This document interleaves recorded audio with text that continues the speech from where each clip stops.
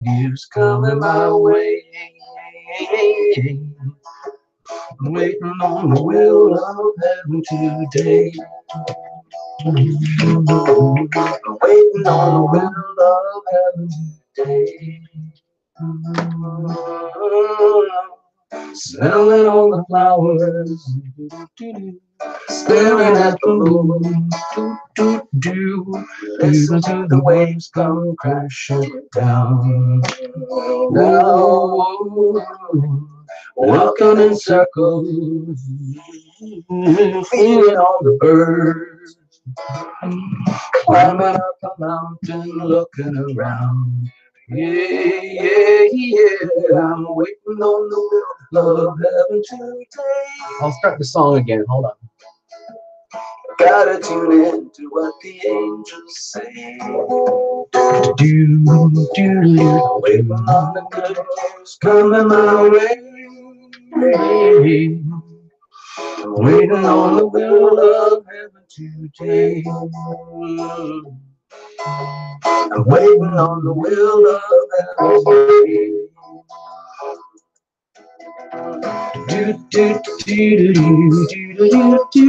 Hi Rose, hi Ferdinand, hi Sin Sin, hi Mary Michael. Greetings, greetings, greetings, greetings.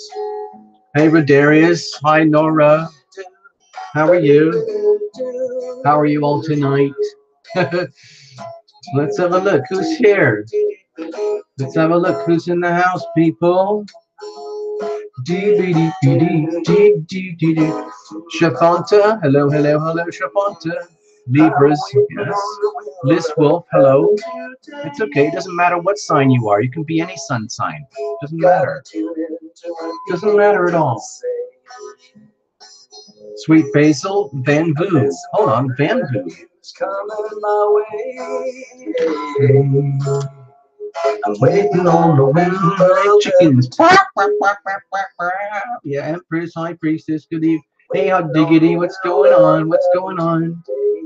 What's going on, people? Giggle, welcome, Giggle. Welcome, Giggle. Hi, Rodarius, RLQ. Mary, Mary, hello, Mary, Mary. Lolly B, greetings, Lolly B. I'm just going to put that over here. Let's have a look. Rosie Wheeler. Love and blessings to you too, Rosie. Thanks, Giggle. Lovely to know you're here. Hot Diggity, good welcome. 11 Fawn 11. Interesting. Interesting. Okay. Hi, Constance. What's going on? And Lolly B. Shafanta. Yes, hi. Hold on, I lost track. What's going on here? Rosie, MC, greetings. Only B, Shafanta, MC, hi, hello. Now make friends with everybody, okay? All right, so let's have a look here. Christina, hi, Christina. Hi, hello, hello. Scorpio Queen, hey, greetings. Trinity Rising. Welcome, Trinity Rising. Lena, good evenings. Good evening, Lena.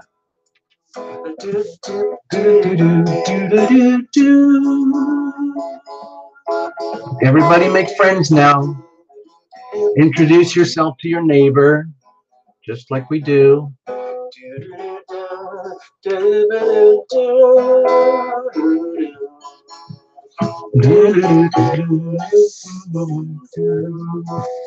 See where we are.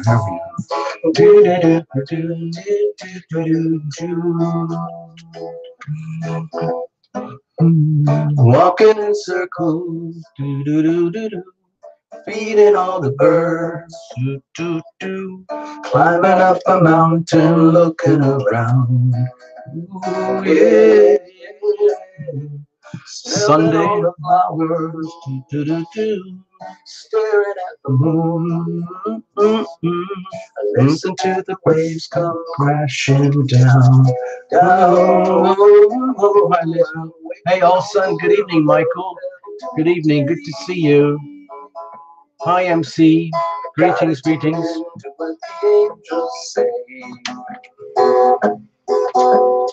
Listen for the good news coming my way. I'm waiting on the will of heaven today. Who's got the chocolate? Well, maybe heaven too. We'll see. Who's gone? Hold on.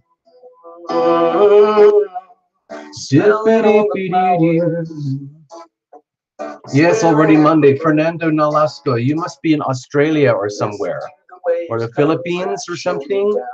India, New Zealand. Lolly B. Liz Wolf, where are you from? Climbing up a mountain, looking. Let's have a look. Let's have a look. I'm waiting on the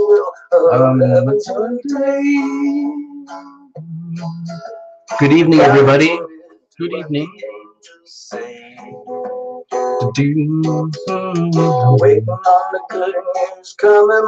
You were in Depeche Mode. What's that mean? Scorpio Queen.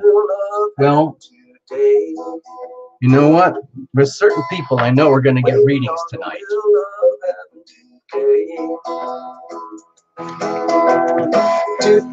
Now, Marilyn, are you here? Marilyn Deloney, because I owe you a reading. So if you're here tonight, you're going to get a reading, okay? Liz Wilkes, you're in the Ojai Valley. I heard about that. It's very beautiful there. Didn't you get a bunch of fires recently from Ventura or something? Well, actually, I've already got a couple of people in mind who are going to get readings. Scorpio Queen, yes. I'm waiting on the will of heaven today. There's different ways that we get readings here, but it's mostly just random. Massachusetts, yay. Oregon, wow, all over. Yeah. I'm waiting on the will of heaven. So, a couple of things. I'm waiting on the will of heaven today. Waiting on the will of heaven today. Yay, thank you so much. So, good evening and welcome, people. It's lovely to have you here. I love having you guys here. Really makes my week very special. Say thank you to Jenny. She's probably going to be around here this evening, and she's going to be moderating things, helping to keep things organized, because it gets a bit chaotic sometimes, as you probably figured out already. Thank you very much.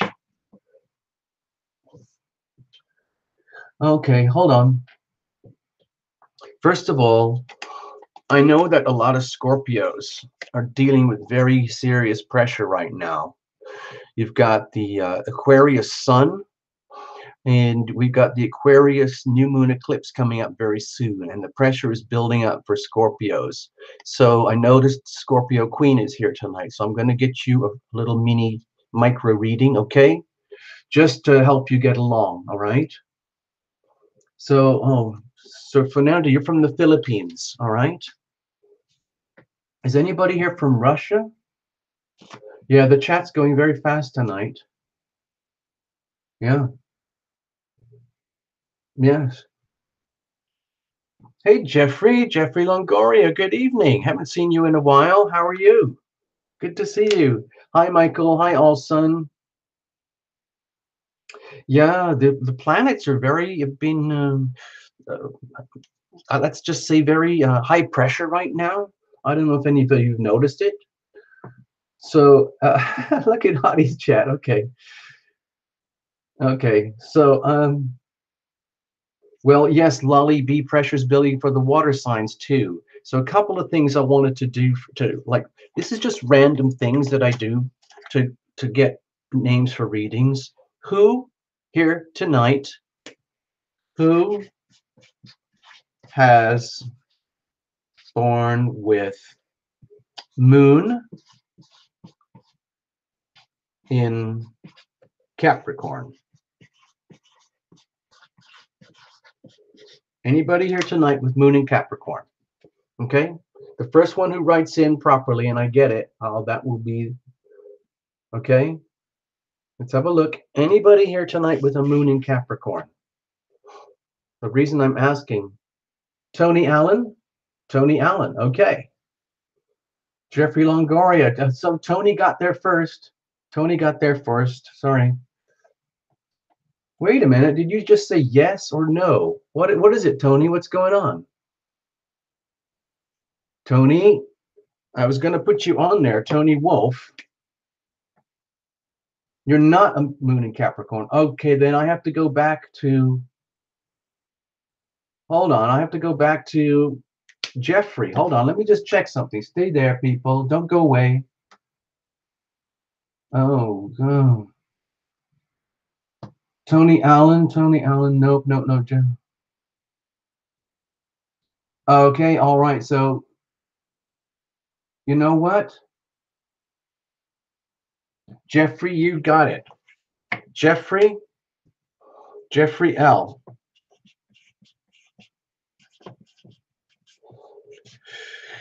Feeling very tender, by the way, this evening, folks. The pressure is very, very intense right now with some of the planets. It's kind of catching people off guard because it's not such an obvious angle right now. But anyone with a moon in Capricorn might be feeling it because there's a lot of pressure right now. Also with the Scorpios, you guys out there, there's tremendous pressure from this Aquarius new moon thing and the eclipses that have just been happening. Those are on very hard angles to the Scorpios out there. Also, so I'd also like to pull out a who has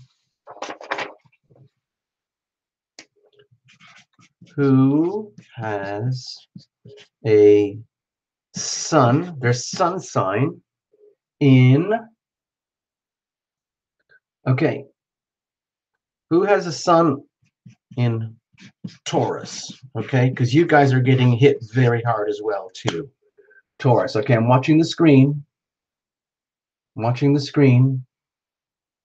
First person who writes in with to clearly state that they had the sun in Taurus. Okay, who's got sun in Taurus? Anybody? Anybody here tonight with the sun in Taurus? Trinity rising. Okay, and MC. Oh gosh, that's a lot. Okay, Trinity rising. Okay.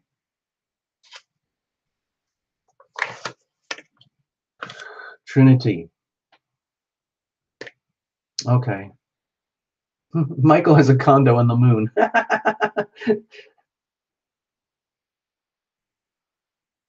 Trinity rising. Okay, let's get started, folks. Marilyn, is Marilyn here tonight? Marilyn Deloney, because I owe you a reading. Thank you, Marilyn. I owe you a reading. Henna Bakshi. Okay. Oh, Hannah, you came in a little bit late. We already allocated the moon's Capricorn to Jeffrey. Okay, I'll just make a little note of that here. Moon in Capricorn. Okay, and Scorpio Queen. I'm gonna give you one anyway, simply because you're under the gun right now with the eclipses and the Aquarius Sun. So we're just trying to help out here, okay, people? Just trying to help out. And Trinity rising, you have the sun in Taurus. Just so I remember these things, because I can be very absent-minded at times. So have a look. So we got 3. Well, I got 4 to get rolling here if Marilyn shows up. Yeah, I didn't see her either. I haven't seen her tonight. Okay. So everybody make friends, get comfortable, and we're going to start doing some readings soon. And once we're kind of in the groove, then we can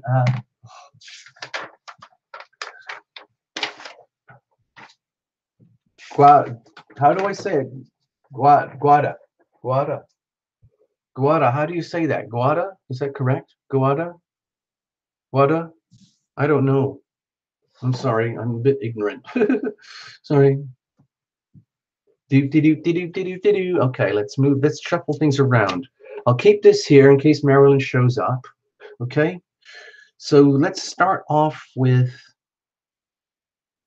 the ones who are under the most pressure right now. It's probably Scorpio Queen. Okay, we'll do that. And then the Taurus, and then Jeffrey. Okay. Also, later on, I want to make some notes about Pisces. Okay. Pisces. The reason I'm mentioning Pisces tonight is because I don't know if you've noticed, but there is a massive stellium coming up here in Pisces in about a week, and it starts and it's going to go on for 2 weeks. Okay, sort of like this. I'll show you. Actually, first, before we start doing the reading, stay there. Hey, Guada, did I say that correctly? Guada, did I say that correctly? I just made a couple notes before the show started. We have this a huge Aquarius, powerful new moon coming up on roughly on Wednesday, depending where you are in the world. Where I live, it's over at February 15th, and it's about 27 degrees Aquarius, and it's very close to the South Node. So it kind of looks like this. Okay. Trinity. Hey, who just put that in? Thank you so much. Trinity, you do this thing called Super Chat. It's a thing in the window down where people are typing. There's a little round circle that shows a smiley face, and then right next to it, there's this little square that shows a dollar sign.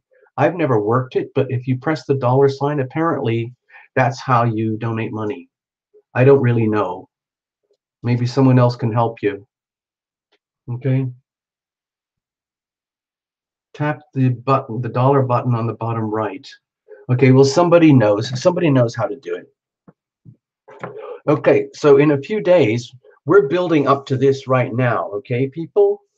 And, oh, it doesn't show on the phones. I'm sorry. Yes, that's true. A lot of people watch these things on their phones, but a lot of the functions don't work on smartphones. You have to go to a tablet or a laptop or your desktop. Sorry about that. Yeah, if you're doing it on a smartphone, then you probably won't see the super chat. It's too complicated for the phones. So right now, this is kind of what's happening in the skies. There's a lot of other stuff going around, but this is the big event coming up very soon in a few days, and we're building up to this right now over here. Okay, so it's okay, Trinity. Actually, Trinity, if you're really sincere and want to really donate, you can go to tarotlumination.com. That's the actual website where people get private readings and things. And there is a section on the right. You click it, it says more, and you scroll down and it shows where you can donate and sponsor. Okay, so there is a way to do it. Thank you, Trinity, for asking. You don't have to do it right now, or yeah, if you want to, log on your PC. And actually, I'm learning a lot from you because I don't know what it's like on your side.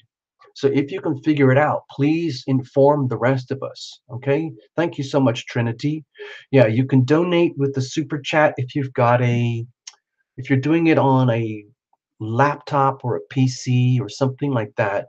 I just don't think a lot of the functions work on the smartphones. Anyway, thank you for asking. Donations are very, very much appreciated. Thank you. It's a lot of work to keep the channel going, as you know, but I love doing it and I can't help it. So we're just going to keep doing it anyway. Okay. So we're building up to this thing right now. It's happening. It's already happening. And we're kind of in the middle of these North Node, South Node journeys right now for all of us. But it's really strong right now this week. And starting this week and then on for the next few weeks, few months after that, this new moon in Aquarius is really going to affect all of us. And it's right here. For example, if you look at this and you think you're an Aries, then this new moon is going to hit you over here in the 11th house. And it's going to be a very strong wake-up call for you, Aries, about how are you going to make new starts and new beginnings in what to leave behind that is no longer working for you in your community, your environment, your ideals about humanity and life, and so on, and your dreams about what to do. And how are you going to bring whatever wealth you have, bring it into like much more like creative self-expression? So the thing is, I don't want to, this is not an astrology show, but I just wanted to point it out to you guys because it's such a big event this week. So for you, Aries, it's going to happen in your 11th house. Okay. So for Taurus, it's going to happen in your 10th house of career. Okay. So like Tauruses, you're, when it comes to careers, you have this, Aquarian streak. Like that's like the kind of motivation. So there's going to be a sense of new starts and new beginnings there in some way or other, and endings of old ways that are not working. And for Gemini, that's going to be in your 9th house over here. And you're going to start to, get new perceptions on like the facts of life, about higher knowledge and wisdom, and maybe a sensation that you want to really expand your consciousness a lot more than it's been recently. I'm not talking about going on, mushroom trips or anything like that, but, just expanding one's awareness.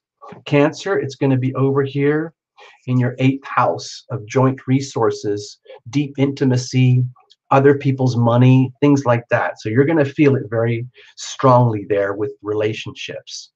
And Leo, oh gosh, you're going to really feel it because it's in your relationships. We ought to pull a Leo for tonight because it's going to be really a big deal. Okay.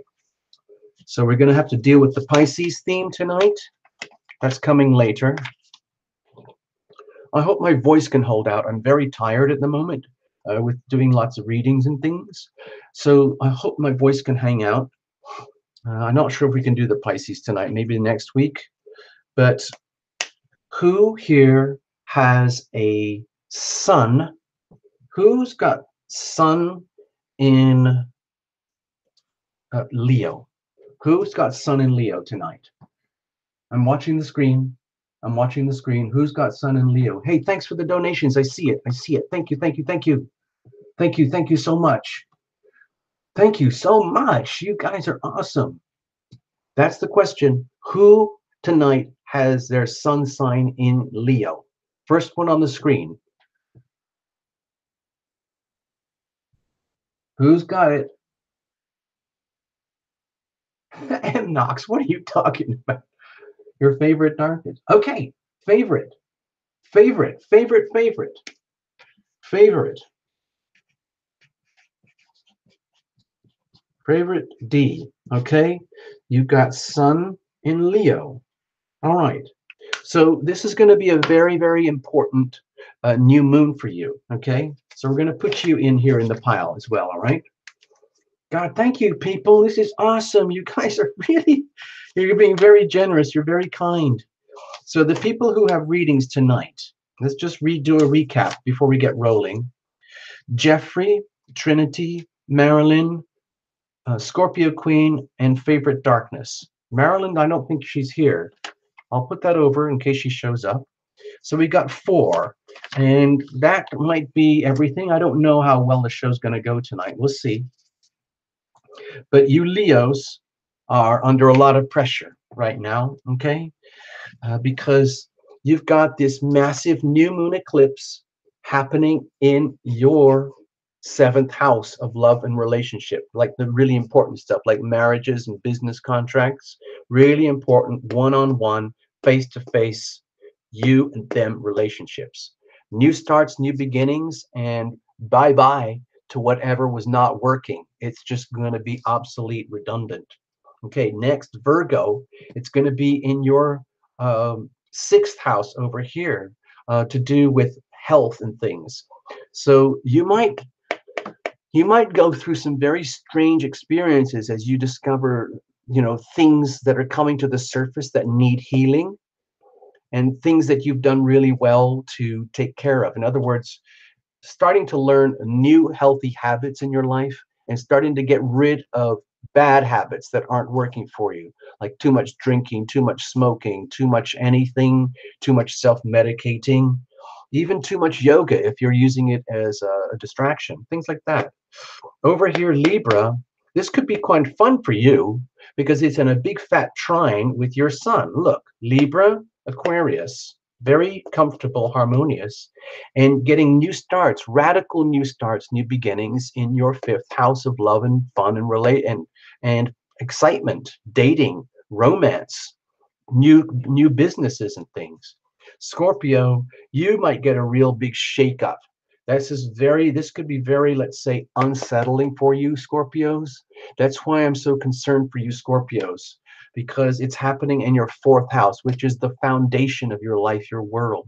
So if you feel like the whole foundation of your life, your world is getting shaken about like some kind of like low grade earthquake, that would be understandable. And the whole idea is to shake it all up and loosen up the things that don't work anymore and starting to look to new beginnings for new foundations in your life. Okay, it could be a little bit shaky, very shaky for you, and it's also going to be felt up here in your career section as well, because what happens over here is going to affect your career. Okay, in the house, out of the house. Are you trying to set up a business in the house? Are you thinking of going very public with your business? Something like that. Sagittarius, you might, deal with this pretty comfortably, easily. It might be, you know, something to do with your like communications, uh, new starts, new beginnings in how you listen better to people, how you communicate better in ways that are like radical improvements to whatever you were doing before. Over here, Capricorn, it could get very, let's say, shaky, very wobbly for you when it comes to things like money, finance, value, values, your sense of self-worth, getting a real shakeup in there. Like, who am I really? What am I doing? Why am I here? What am I really worth to this planet? What is it that really, really counts to me? That could be really, um, let's just say, uncomfortable, or it could be exciting. We don't know. Aquarius, okay, it's it's right in your face here, okay, Aquarius. With this huge new moon here, it's going to be like a radical shakeup where it's almost like you feel as though your life is coming to an end and then it starts all over again, but in a totally new perspective. Over here, Pisces, it's going to be up there in your 12th house. So you might get like these new concepts, these new radical visions about, spirituality and what it really, really means for you. Also, radical awakenings in all the things that don't work for you, all the shocking things that you've been doing for so long that turn into like self-undoing, self-defeating behaviors. And it becomes really shocking, like, oh my gosh, I had no idea I was hurting myself, even though I thought I was helping myself. And then you have to have this radical shakeup, and then you start all over again. So that could be a little bit unsettling for you, Pisces. All right. Anyway, it's a bit of a shakeup for everybody, however this works, however it works for you. It's a lot of shakeup for all of us. Okay. Whoa, what the? Oh my gosh. I'm just looking at the screen. I, uh, wow. Okay. I don't even know who did that. Wow. Thank you. Thank you. Thank you very much. Whoever put in that big purple 50, please write to me at terralumination.com and I will give you a full on private reading. Okay. Just because, why not? That's fantastic. God, you're so very kind. Thank you. Thank you. So let's have a look. Let's get stuck in here. Hold on. I got to get some refreshment going. All right. All right. Let's have a look here. Who are we going to start with? God, there's so many people stressed out right now. I'm getting all these letters and things, and I can feel it over here at the channel. And It's just a very, very quirky new moon. It's in a very challenging placement for all of us in many, many ways, because you just saw from these notes. I mean, basically, wherever this thing hits you, it's going to really shake things up somewhere, somehow in your life, in your world, like radical new beginnings. Okay. So let's get into it. Jeffrey, let's start with you. Why not? All right, let's get the cards. First, folks. All right, let's have a look, people. What's going on? What's going on? Oh, yeah, yeah, of course, the general one for like the group. Of course, thanks, Happy Go Lucky. Thank you. Group. That's like Love Tribe. TL Love Tribe. We'll do this first. You're absolutely right. Well done, Happy Go.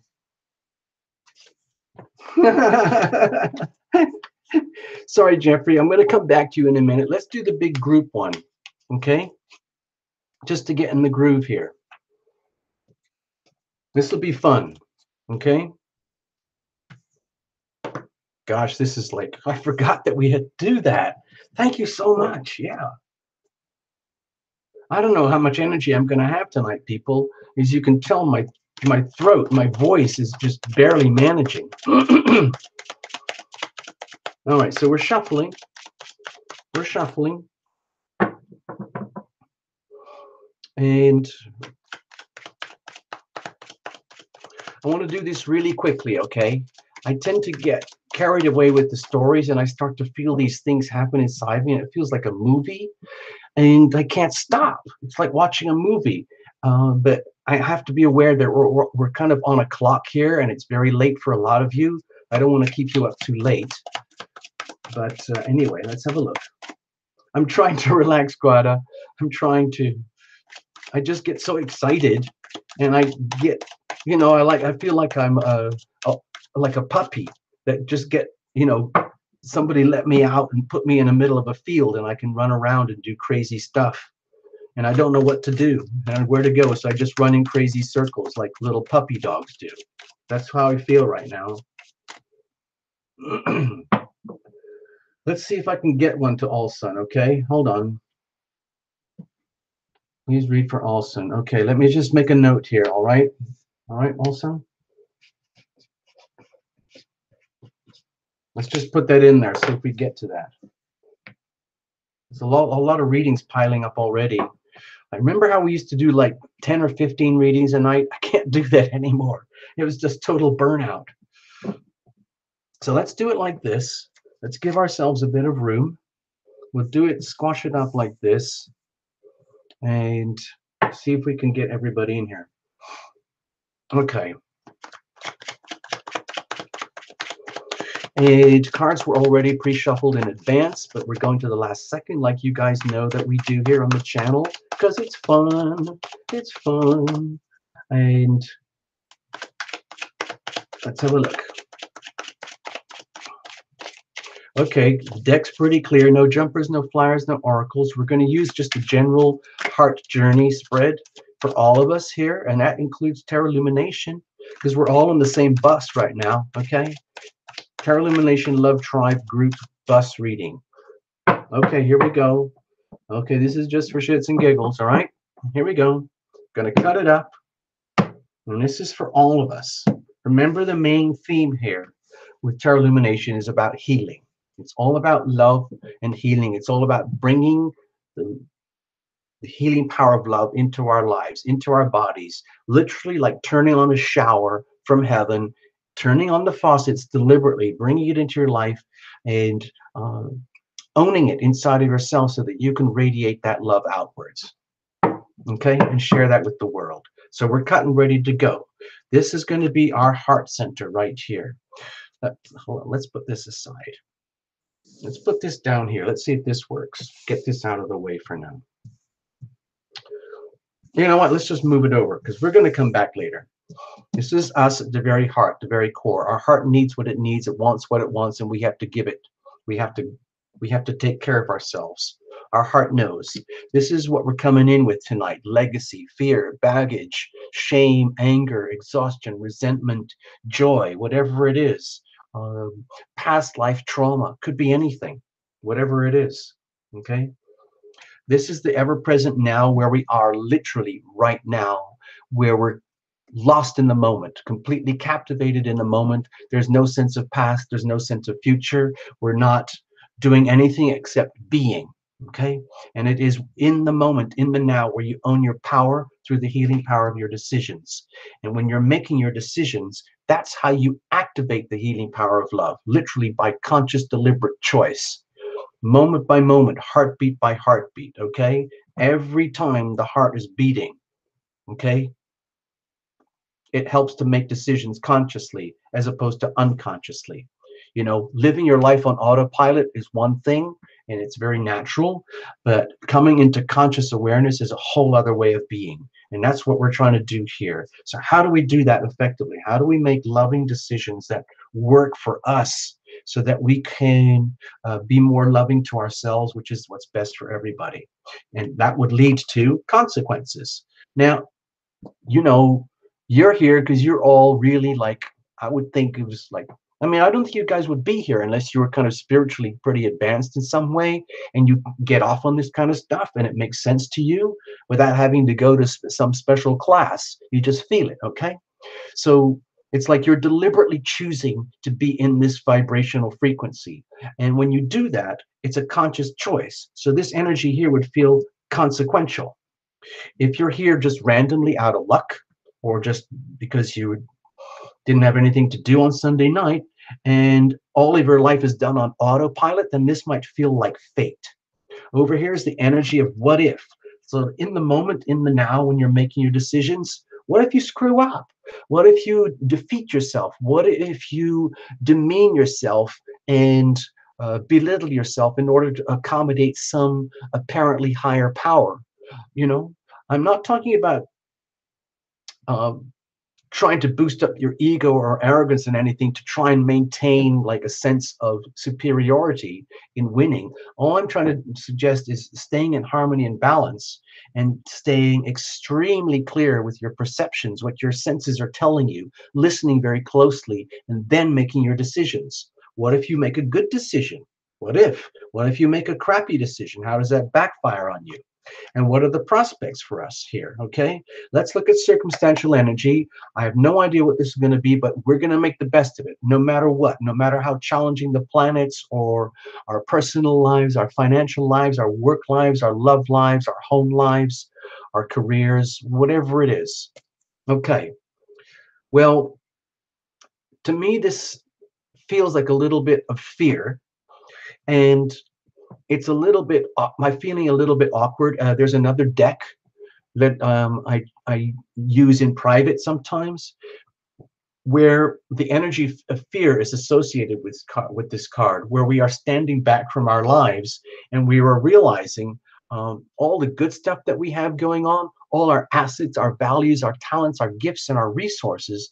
And then at the same time, we're becoming very apparent and aware of all the ways that we allow, let's say, static or interference or other people's agendas, or you know pressures from youth conditioning in childhood affect us, and it infects everything like a weed, and we just kind of accept it and deal with it because we don't want to upset the status quo. And then the weeds start taking over, and then you get left like stuck, like, well, how are we going to make the best of all of this?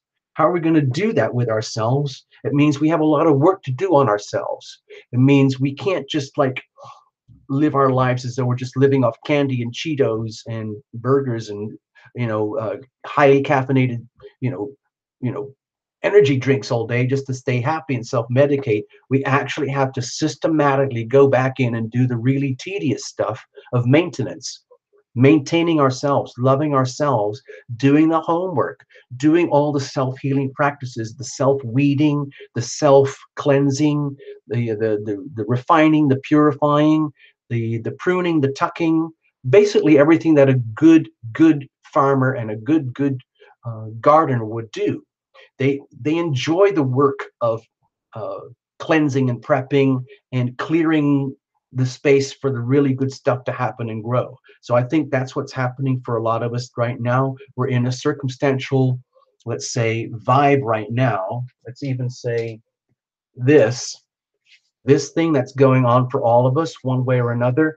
We're getting really shaken up with these eclipses, like radical shakeups. Wake up, wake up, wake up, people. We have a lot of work to do on ourselves. Let's help each other. You don't have to be alone in this. Like if you've got, if you can't handle some of your tasks, ask help for someone who knows what they're doing, and then you can offer assistance to others who don't know how to do what you know. Things like that. That's why we have that's one of the things about the community vibe. It's where we share and grow and nurture each other, okay? Which I think is very much to do with Terra Illumination Love Tribe. So let's have a look at what's going on. Okay, thank God. Luckily, the intention is good here. It feels to me that there's no question about it. There is a very strong determination to pull ourselves deliberately and systematically, one step at a time, further and further away from the battlefronts of our lives, because our hearts are aching. Most of our hearts are very aching and sore and tired and worn out and beat up just from trying to get by. And if we keep like feeling like we have to push, push, push through life, we're going to exhaust ourselves. So my feeling here at the heart is saying, you know what? Enough. Everybody just chill. Everybody just agree that we're all kind of on the edge and we all need to do a lot of housekeeping and homework and tender loving care on ourselves and each other. It can be a shared event. That's what I think is so important about what's going on now. We're not individual islands. We are highly individual, unique beings, but we have certain common threads. And I feel the common thread here tonight is that we are all deliberately choosing to step back from the forefront, the battlefront, and start to deliberately nurture and love ourselves and share that with each other. Okay, because it grows. That's how you do that. By clearing up all the weeds, you open the space and the light for more nurture and sunshine and water and fluids and all the good stuff to happen, so that all of our individual talents can grow and blossom in a kind of shared environment. What are we bringing in with us? Look at that. Look at that. Look at that. My God. I'm kind of blown away, people. It looks to me, it's just almost like everyone here tonight deliberately showed up with like a little nugget in their pocket. Like everybody comes in with a little, hey, I can provide this. I've got this kind of love. And someone else comes in, well, I got that kind of love and I got that. And it all adds up to a massive bucket of love that we can share. And it's deliberate. Uh, for some of you guys who are regulars that are coming in here, I think this resonates very, very, very loudly with you guys who deliberately come here to like share the love, bring the love that you can into the room, and enjoy the love that others people bring into the room. And it's very, very much about love and healing. And just on that note, the little book that I've been working on for a long time is now going into the revisions stage, and we've got a fantastic illustrator who's going to turn it into a proper illustrated book, and then it's going to come out later this year on Terra Illumination. And that's the book. It's called Love and Healing, and I think it's very, very much to do with this. I think it's literally like the love bus, getting on the love bus. We've all got ourselves on board the love bus, and that's cool. So what about now? What's happening? Okay. My feeling is that it's like when everybody gets on the bus, we all have to raise our hands and say, okay. It's like going to one of those AA meetings or something where all of us say openly to each other, openly, okay, I admit it. I admit it. Here is my problem. I admit it. I am openly self-defeating in all these things where I eat too much candy and I can't help it. I can't stop it. I'm hooked and I'm addicted. Please, can anybody help me? And the next person comes in and says, I can't help it. I'm a complete workaholic, and I'm always concerned about money and whether it's, I'm going to ever get out of debt or not. I can't help it. I'm a compulsive spendaholic. I can't help it. I need help. And so what happens is when you reveal it to heal it and you openly admit your weaknesses, your addictions, the things that bind you, the things that you feel you can't live without, like like how people eat their emotions when they become really, really stressed. Like, like today, I was very stressed about something and I didn't know what to do. I kind of went into a panic and I just opened the refrigerator and I started just grabbing things and eating them. And I'm not normally that way, but I got stressed out enough and I ate the food to calm down. I didn't need the food. I wasn't hungry. And, you know, but that's what I feel is happening here is right now is we're getting a chance by deliberately entering an environment where we are going to deliberately, basically, be ruthlessly honest with ourselves in a very down to earth way, with the most loving intent. We're going to openly, willingly expose ourselves to our own weaknesses. And a lot of times you can't feel that except through the reflection from a significant other. So you might be able to, let's say, how people do in a group setting? They like everybody raises a hand and says, "Oh, who wants to admit their worst addiction? Who wants to admit their worst weakness?" And then you can talk about it openly and safely because everyone's in the same boat. Okay? It's like you can't make it worse than anyone else. We're all dealing with the same stuff. We all have the things that uh, are debilitating to us, and we know it, and we can't help it. So let's have a look. What about these decisions? Okay, so it's making decisions where we realize how, like, the way that we bind ourselves to these things, whether it's to people, situations, or old habits, uh, our disabilities, when we are making our decisions from our point of weakness, what happens is we start amplifying the problem. Okay, so we have to be extremely aware. Right now, I feel like this is a really good chance with this new moon eclipse and the huge Pisces vortex that's coming in soon. And we'll talk about that more in just a minute. It's going to be a good chance for us to become shockingly aware of our self-defeating behaviors and learning how to make decisions by when we are aware of our self-defeating behaviors and how it becomes very, very limiting and how we diminish ourselves. And so how do you make these decisions in such a way so that you are not owned, like you are not owned by your disabilities, you are not owned by your weaknesses, you are aware of them, you understand your own frailties, you understand your own, let's say, conditionings from childhood and let's say work habits, anything that is like a prop that keeps you up and keeps you going, but it's kind of artificial and has limited scope in actually helping you, and in some ways it's debilitating. When you're aware of that, how are we going to make decisions to love ourselves more without continually falling into the same trap? Okay, well, it's almost like, like if you do like a group setting, like they do in those, what are they called? Support groups. Like when you have support groups, and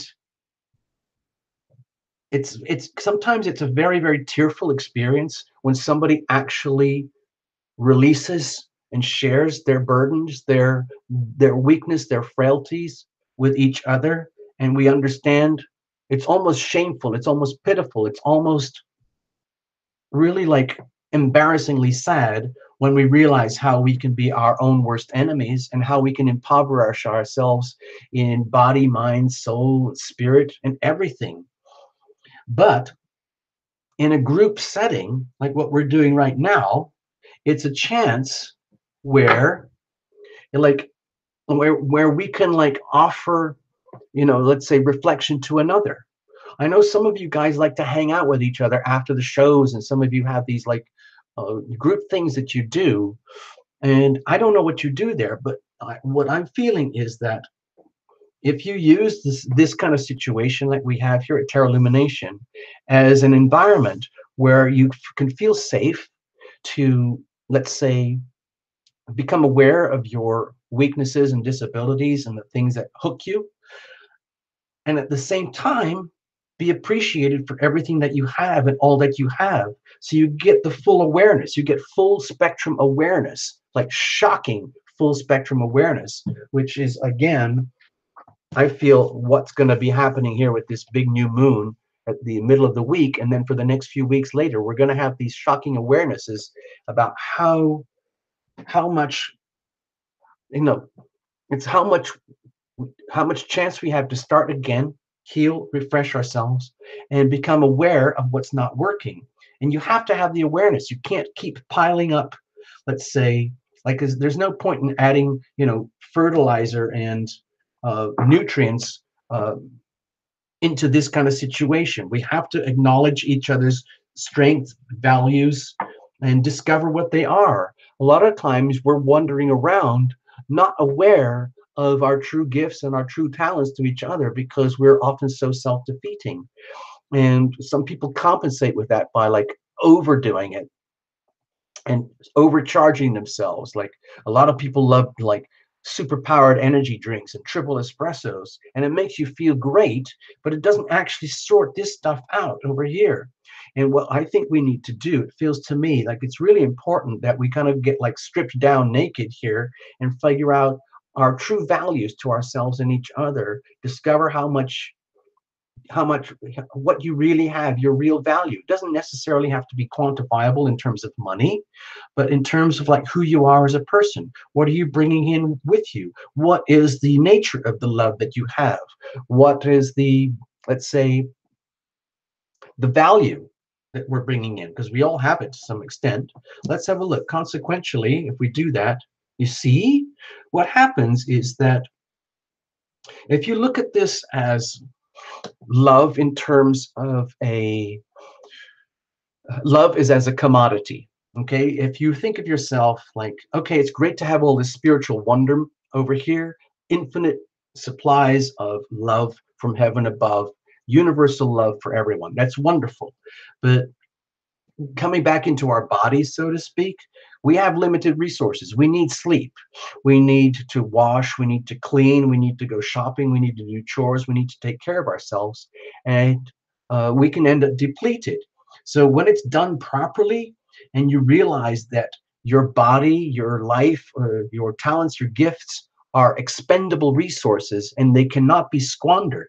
You have to be so acutely aware of how you squander your energy through self-defeating behaviors, and then realize how much value that you do have and that you carry, and then start to apply that methodically in terms of like a practice. So you can turn your, let's say, the opportunities, even though this might be very uncomfortable for a lot of people, like this eclipse thing we're talking about, it's a really good opportunity to open up the faucet, the shower, so to speak, and allow the love to flow in a way that's tangible. So you can actually put it in words like, who am I really now? What am I becoming now? Where am I heading now? What is my future now? And how am I going to invest in that methodically for the long term, on the understanding that we're not just here to exploit and get rich and get, uh, uh, just have and get and have all the time. It's also about sharing. It's about nurturing the soil and the land of the world for our loved ones. Okay, how we can do that in a kind of a group setting. The Aquarian theme is going to be very, very powerful. So that's why I'm feeling this group thing here with Terra Illumination tonight, where it's like an investment program where you start investing in yourself for the long term, understanding that you really do have value. It might not be in ways that you've known before. You might go through this very quirky time with the new moon, discovering that you have gifts and talents that you didn't know, and they're becoming exposed now because we're all admitting to ourselves how we have been self-defeating and how we are hooked and how we, let's say, have our self-medication practices. And I don't think we're ever going to stop that, but at least we can become aware of it so that it doesn't own you. And then over here, tuning in, deliberate, even though we have our debilitations, we're not going to focus on that. We're going to focus on the good stuff that we have and invest and nurture in the good stuff uh, in a group setting. So, how can I support you, dear viewers? How can you support each other, dear viewers? And do that on a practice. Turn it into a weekly, monthly practice, where it's deliberate intent, fostering and nurturing and investing in the future in a way that's new and wholesome and solid and enduring. What if you screw up? You lose control. With the chariot here, if you constantly make your decisions from the position of your disability, your weaknesses, then you're going to keep debilitating yourself. You're going to keep feeding the the the the monster, so that you keep driving deeper and deeper and deeper into your own disabilities. When you make your decisions about love and healing and living your life with full awareness of your weaknesses and disabilities, and yet at the same time you focus on your strengths and your values and assets and gifts and resources, and you do that deliberately, then you get control. Okay, it's deliberate. It's the healing power of your decisions. Okay, that's what I'm feeling here. The healing power of your decisions, how you can systematically, one decision at a time, reinvest in yourself, rebuild, restructure, refinance, repair, remodel yourself, and get back in control of, let's say, your habits. Like, you know, I feel this is very, very much about us all as individuals and as a group environment where we can learn how to overcome our strengths, overcome our weaknesses, so that we are not beholden to our addictions. So we're not like constantly feeding our addictions. We're feeding our strengths. We're feeding into our value and growing it from there. We all have this, okay? Let's just admit it. We all have our weaknesses. We all have our Achilles heel. We all know deep down how we undermine ourselves and defeat ourselves. But that doesn't have to own us. That can be, you can think of that as beauty marks, or you can think of it as your war wounds, your battles of all the things you've had to deal with in life that were painful and frustrating. And you can share the stories. It's exciting, it's fun. But we still have to focus on our talents and gifts and resources and make the decisions to nurture there. Where does that go? Healing. Ultimate, ultimate, ultimate healing.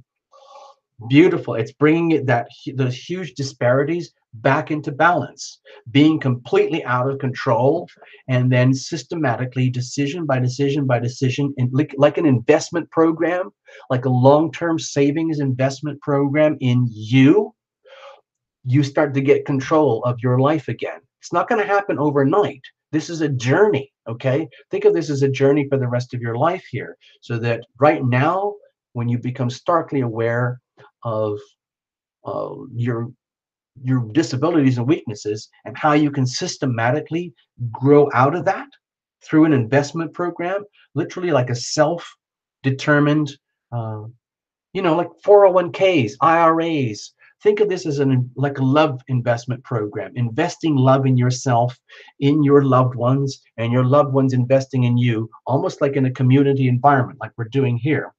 It's an ultimate act of healing, self-healing. It becomes that alchemy. It becomes the process of turning all this garbage into gold, turning garbage into gold. That's the ultimate act of alchemy. I think in the medieval days, they actually thought they could actually take base metals and lead and brass and copper and just kind of like do some sort of wizardry and turn it into gold. But that's really a metaphor, because what's happening today in our lives right now is that we know that the real work goes on inside of us, inside our spirit.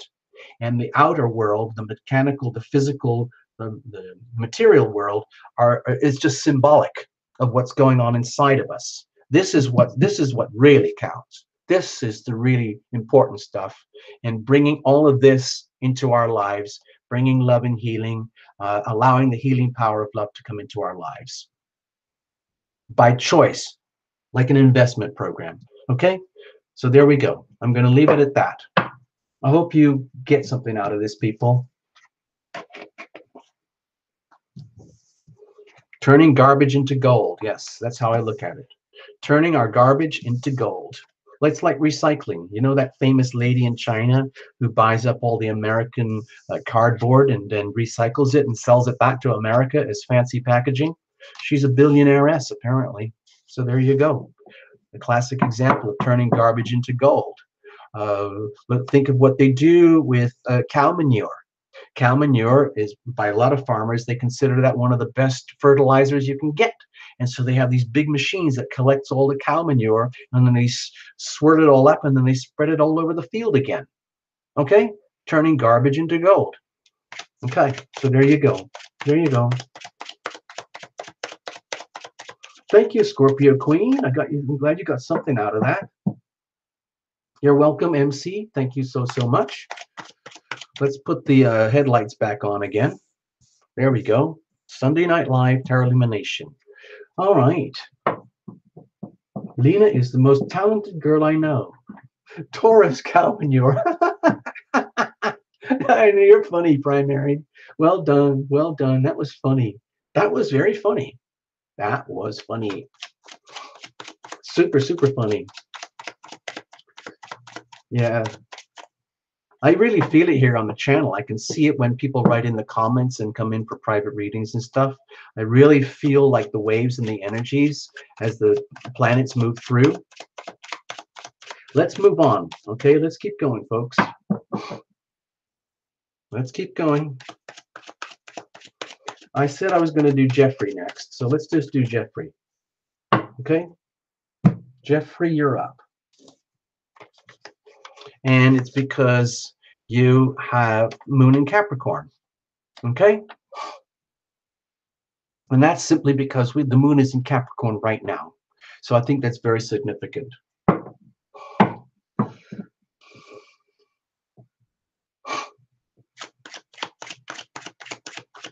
Let's have a look.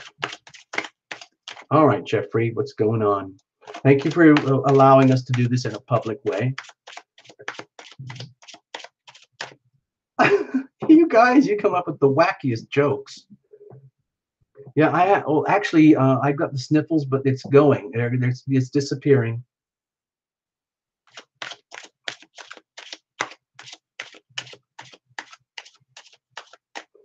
Yes, synastry, very interesting stuff.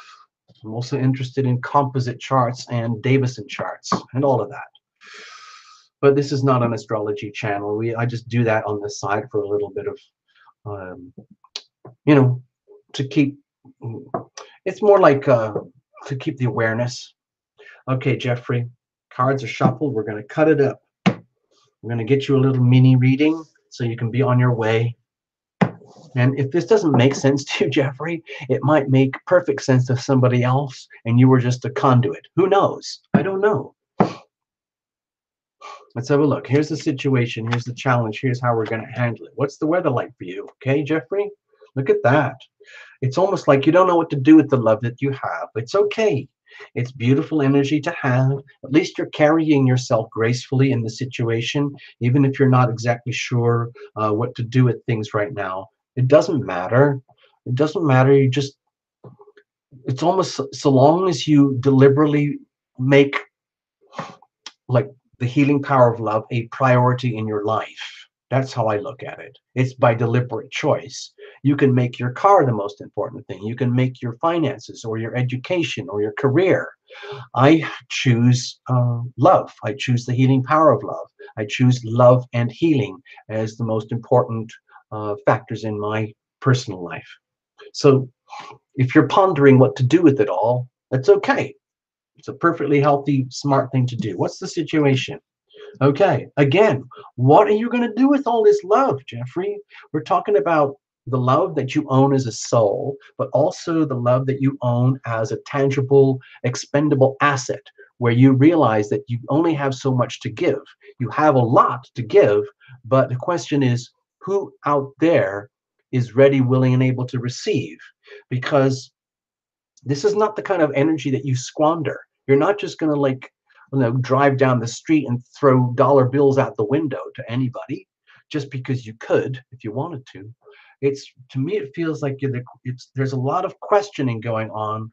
Like like if I was Jeffrey right now, I'd be feeling like I've really got to figure out, how do I define the love that is in my life? Would I define that? What does love mean to me? Is it a thing, a person, a goal, a relationship? Is it self? Is it self-love? Is it about health? Is it about taking care of finances? Whatever it is, what's the most loving thing you can do right now for you, Jeffrey? And from there, how does that put you in a place where you are strong enough that you become fully aware of your tangible assets, the wealth that you have deliberately fostered and nurtured into your life? And then the question is, what do you do with that? It's literally like having a health fund, a wealth fund, a love fund, let's say, and you've got, like you go to a savings account or an insurance policy or whatever it is, and it has a certain value, certain, you know, assets. And you don't want to squander that. You want to build on it, invest, and nurture, but also it wants to be shared. So how do you do that effectively? That's what I feel is the question here. It feels very much like there's a big question going on. All right, Jeffrey? So what's the challenge with all of this? Oh, I feel this is to do with self-worth and the worthiness of another, of a significant other. Like, because this is such delicious energy in its own way, but in a challenging position when the energy of beauty and fertility and abundance and uh, earthly joys and the things that we really love and value here on earth, that we love to share with ourselves, enjoy for ourselves, and share with each other without any shame at all. In other words, the joy of being wealthy in oneself, and then the joy of sharing your wealth with a significant other. That is what I feel is an issue here, because I feel that this is a person, and the challenge is, like, who out there, Jeffrey, is ready or willing and able to, let's say, work on your frequencies. Like, is no point, like, in squandering who you are and what you have in terms of the love, the capacity or the commodity, but rather, like, taking stock, like, okay, I've got to be really, really conscientious now. The challenge is who is actually worthy, and it's also reciprocal, because you have to feel worthy of them. It's almost like finding finding like finding yourself in another, where you can see your own awesomeness and beauty in another, and that's the challenge. How, when, if, or where, and who, with all of that. That's what I'm feeling here.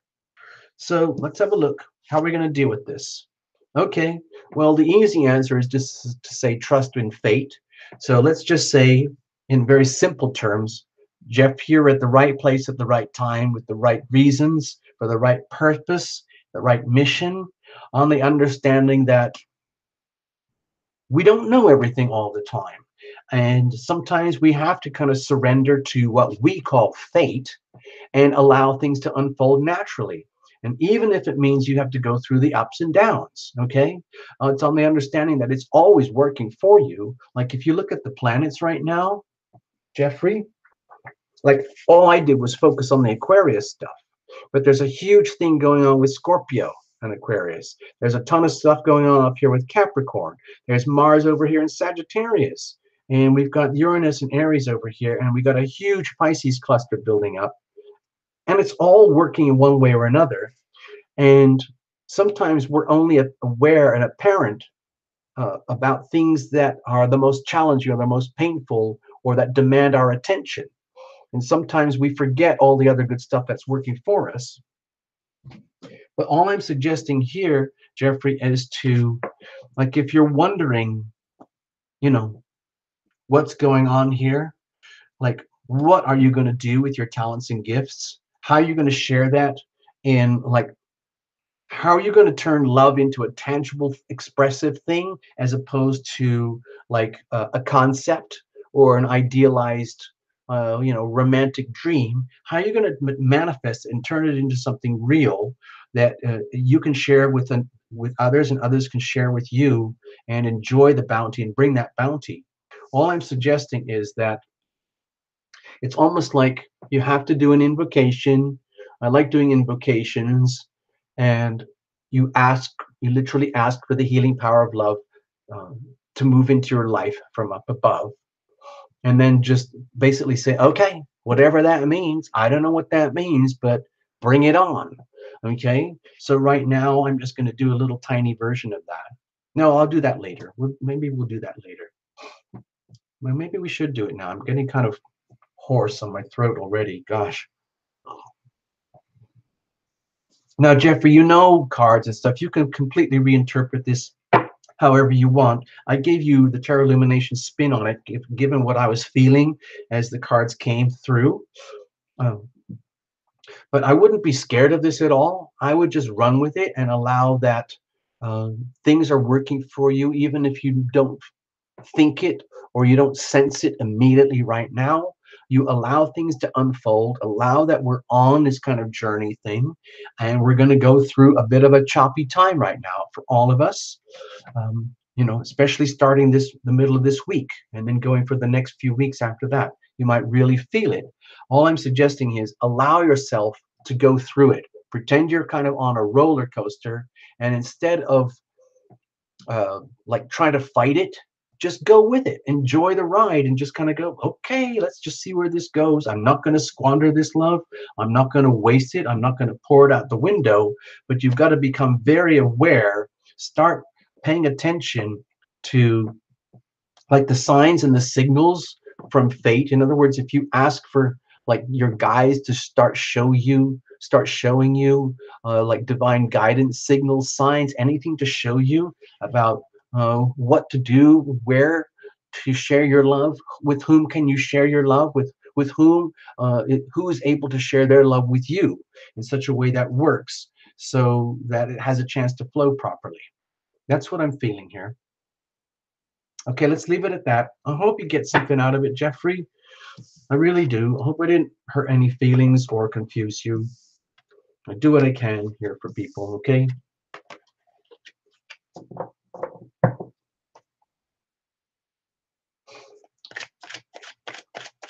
Okay, let's keep going.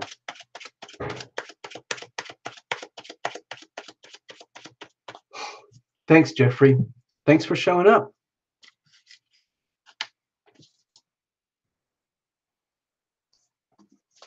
All right, let's do Scorpio Queen.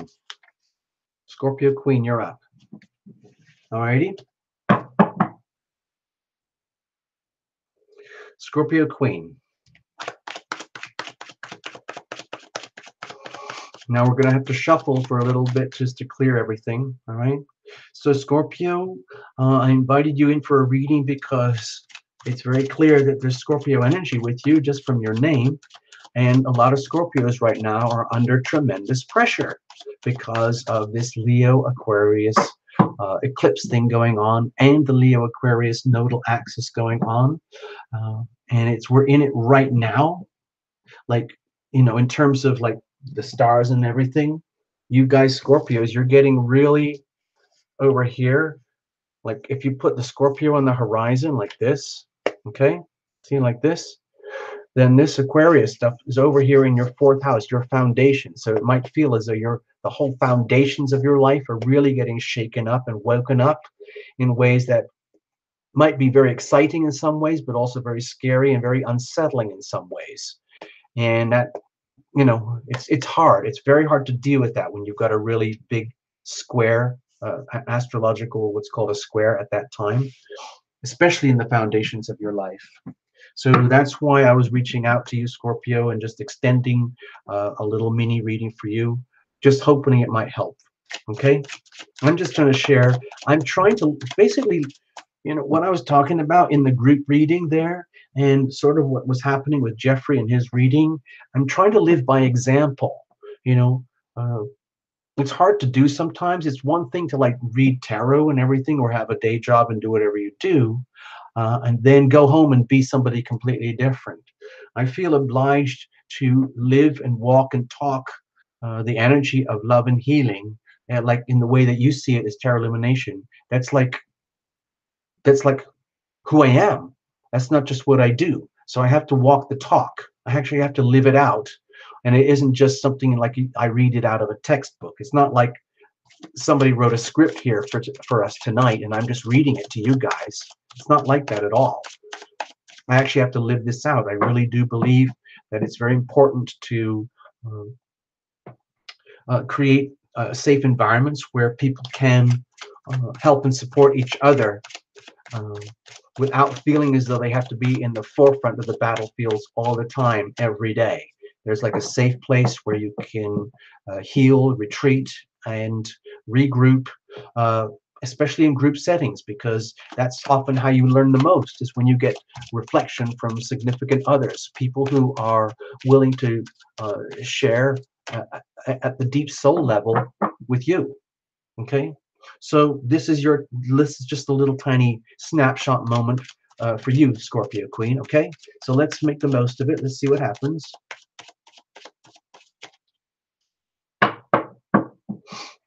Here we go. Let's have a look.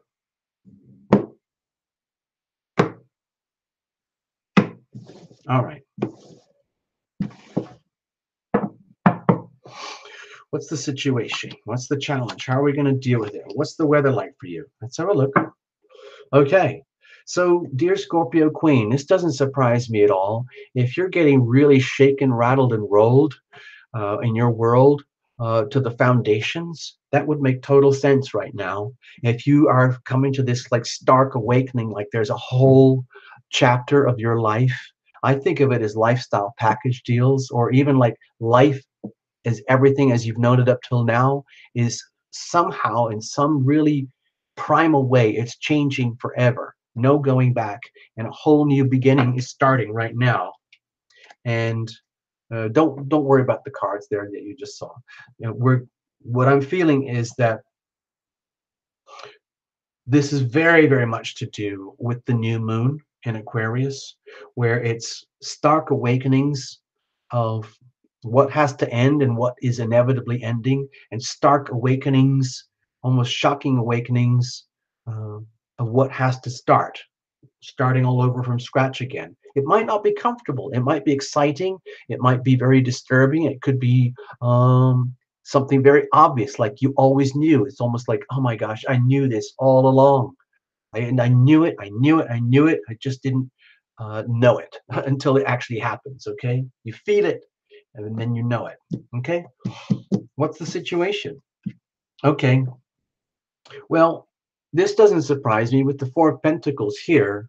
If you feel as though the foundations of your life are getting shaken and rattled and rolled around, it would be perfectly normal. Like when you get those trembling earthquakes where you decide, okay, you have to stand in the safest place in the house, wherever that is. I've forgotten what it is, like the bathtub or something, and uh, just protect yourself, okay, and live through like the earthquakes and the rumblings and the shakings, and wait till everything's settled, and then you could come out on the other side. It might indicate here, you, the Scorpio Queen, that you're already aware that big changes are happening and it's irreversible. And so part of you is looking to maintain the status quo and hold on to everything that works, hold on to everything that you value, that has value.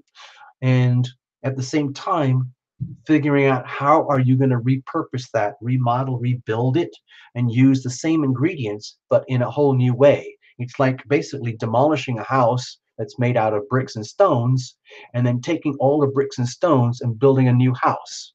Okay, I hope that makes sense. What's the challenge with all of this? Okay, more pentacles. Okay, Scorpio Queen, my feeling here is that the challenge is recognizing your own self-worth in all of this. And it might be unsettling. It might be that these shakings and rumblings that are going on are, they might be unsettling, but it can help you recognize your own self-worth, your true value, your true values to yourself and to others and others to you, and finding out what really, really counts in your life, the real nuts and bolts of your life. And the thing is, that can be unsettling because you might realize that you could have invested so much of your life and energies and love energies and skills and talents into resources that was like, had a poor return, like on a poor investment opportunity, and then realizing, oh my gosh, I squandered and I lost and wasted so much, and I never had to do that. But now you have a chance for a new beginning. So it's not so bad. It's just that sometimes we get really sad when we learn how we might have been undermining ourselves without even knowing it for so long. So how are we going to deal with this?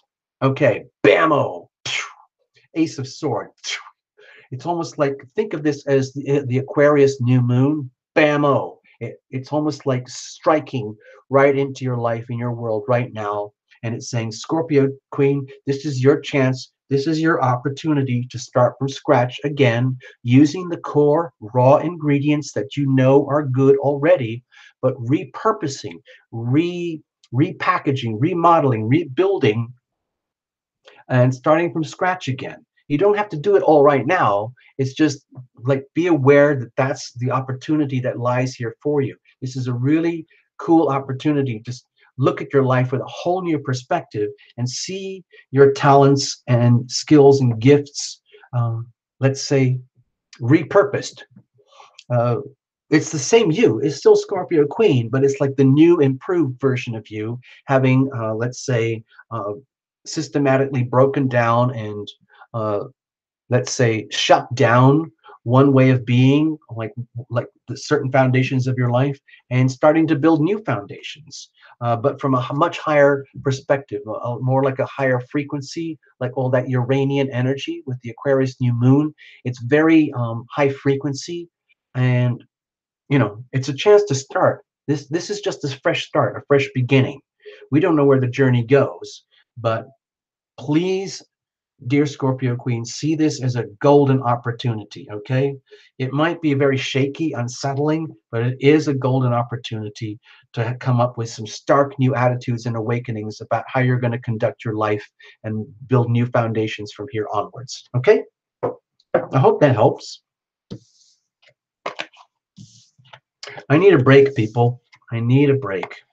I'm going to put on one of those little Tarot Lumination tunes, and we'll come back in a few moments, okay? Okay, so stay there. Okay, let's give me a moment, people.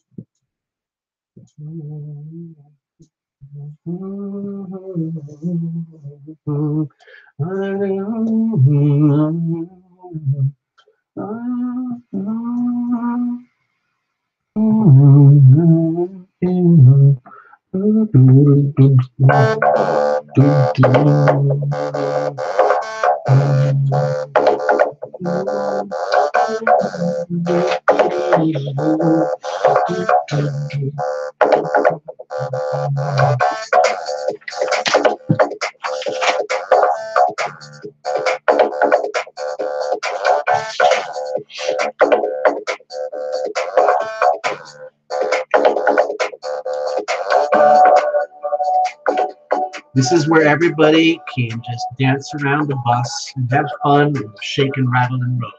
Okay?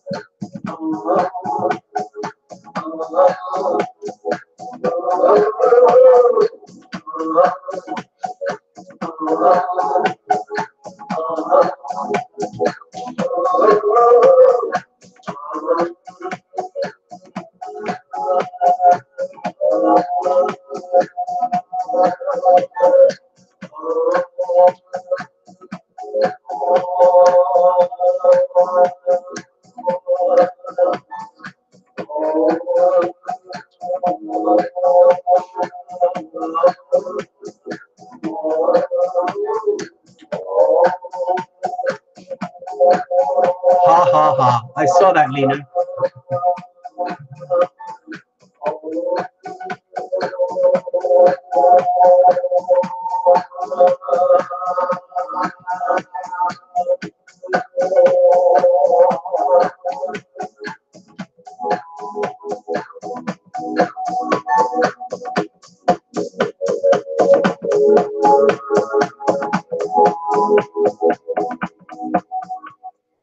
Yeah, so there we go.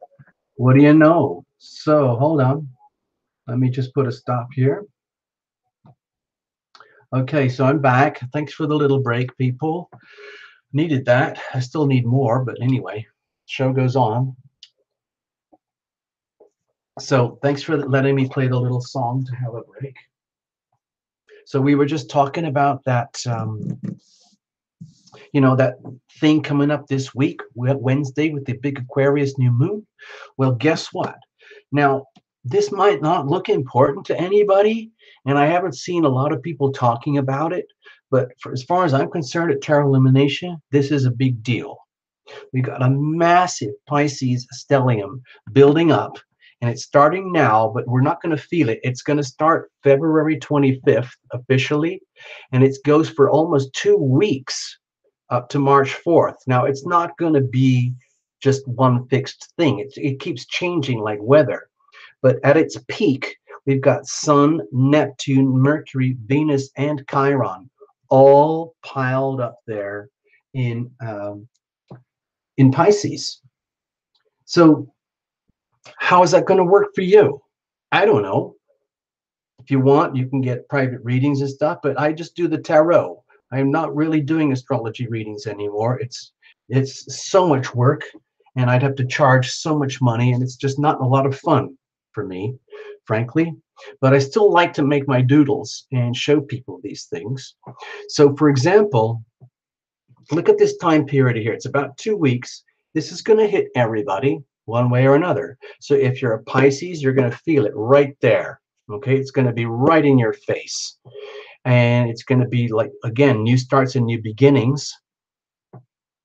If you are, let's see, well, it could be anywhere. This could be anywhere in your chart because you all have Pisces somewhere. So this could be literally anywhere. So just pay attention. This might be very, very hard energy to understand or to feel it or to feel what's going on because it could be very, let's say, disorienting for you. It could be very enlightening. It could be very spiritually uh, awakenings.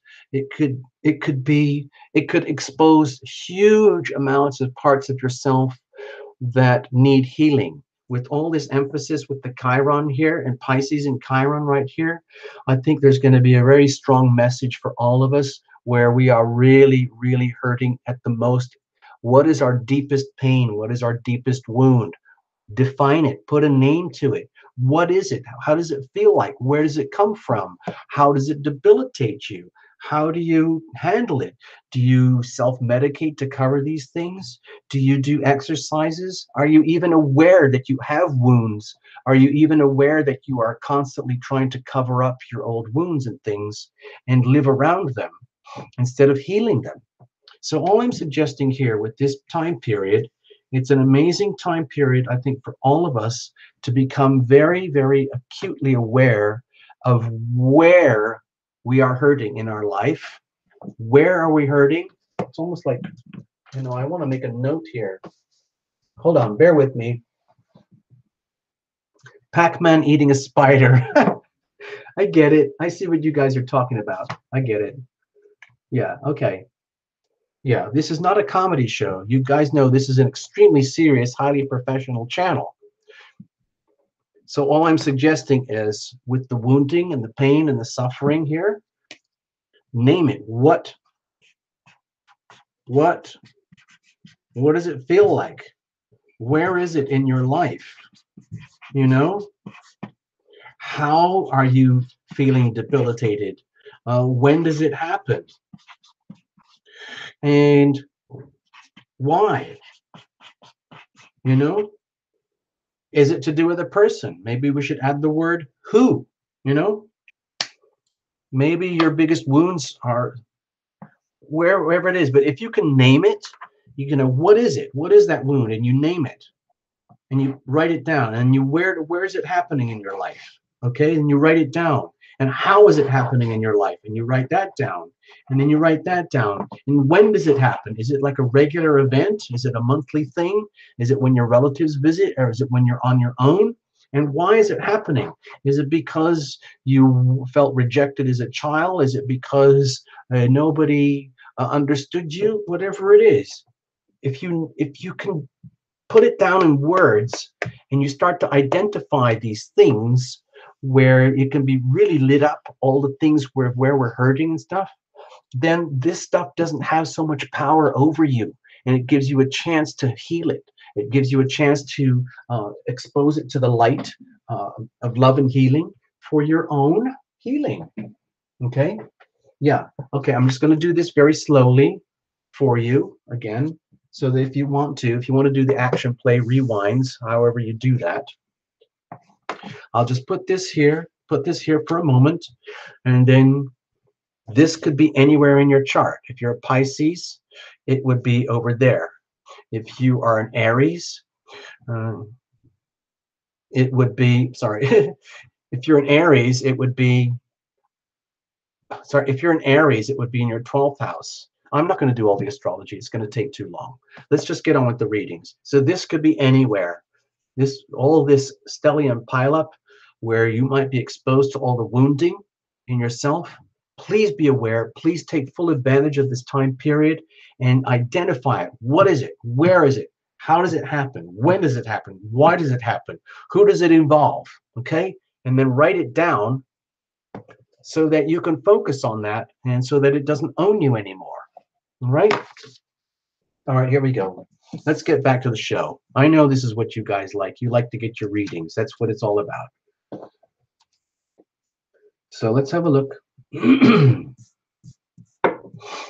Let's have a look here. What's going on?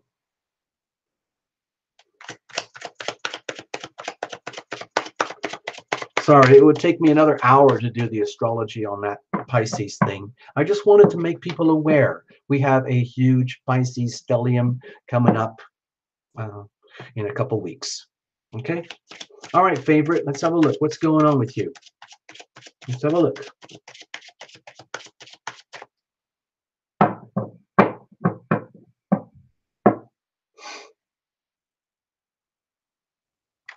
All right, favorite darkness, you're up. Sun in Leo. Okay, so okay, let's not go on about that. We talked about that earlier. If you've got a sun in Leo and we're coming up to this massive new moon eclipse, you're going to feel it in your most important relationships. Okay? Some way or other, somehow. If you can put words to it, it really helps. So cards are well shuffled in advance, but I go to the last second. No jumpers, no flyers, no oracles. Sorry about that. Let's have a look. Okay. We're rolling now. What's the situation? What's the challenge? How are we going to handle this? And what's the weather like, the circumstances? Wheel of Fortune again. So, favorite, if you feel you might be buffeted around by waves that are just too big, like you can't handle them, like if you just feel like everything is fated and you have no control at all, you can feel that if you want, but it doesn't mean that has to own you. If you think of it as just the natural cycles and ways of life, and you're just living through this right now, and this is an opportunity, an amazing chance to cash in on the situation, even if it seems like the worst thing that's possible that's happening in your life, and it's actually happening. Please see it as an opportunity to become aware of whatever's not working. You know, whether it's with a person, a loved one, a relationship, whoever it is, wherever it is, where it's everything that's not you. Okay, everyone and everything that is not you, everything that's polarly opposite to you, become starkly aware of, let's say the signals that you pick up, and treat it as a blessing, some kind of gift where you get a chance to spin gold out of this some way, somehow, and turn it to your advantage. Okay, so that you don't become a victim of this, you know, huge polarity that's happening with you, with all that massive, you know, Aquarius new moon. You don't have to be a victim of that. You can basically ride the wave if you're willing to like surrender and just go with the flow. Okay, don't take it personally. What's the situation? Aha, kaboom. It's like, at least it feels like there's a determination that you are going to make the best of this, and you're kind of already in tune. And even though it might be, let's say, you might not exactly know how the details of how this is going to work out, it's like you've already made the decision that you're going to make the best of this anyway, no matter what. No matter what, you're going to gather all your resources, talents, and gifts, and make the decision to make the best of this, some way, somehow. Not just for yourself, but for others too. Now, the thing is, that's a lot. It's almost like, you know, it's like setting your standards extremely high. And then, of course, what happens then, if you set your standards and expectations extremely high, then it increases the chances that they will not be met. And then that can lead to disappointment. So what happens? What's the challenge here? By setting the standards so high and being so determined to come into your power and be your true self, against all odds, like an epic movie. What's the challenge? Okay, having to deal with the transformation that's going to happen. There's no way out of it. Uh, like with the eclipses here and the new moon Aquarius and the North Node axis sitting right on top of you, there's no question. There's no way out of it. You are, by definition, going to be like completely transformed uh, by the by the energy that's happening right now, by the all those things simultaneously. North Node in Leo journey that we're all living through, but this is coming right into your face and it's saying, dear favorite, how are you going to become your most awesome, most powerful, shiniest, brightest, most loving, most deeply loved, most lovable self? How are you going to do that? And sometimes the only way you can do that is by completely surrendering to the inevitable transformation that's going to occur. The problem is that a lot of people don't like to go through transformation because it's very unsettling. People like to be comfortable. They like the status quo. And then when the pressures of the universe, as much as they're always working in your favor, it can feel like they're working against you if it upsets the status quo and it upsets the comforts and all your habits that work so well already, and the things that your relationships, your love life, your people, your home, your family, your job, everything. Okay, so the challenge is living through the transformation.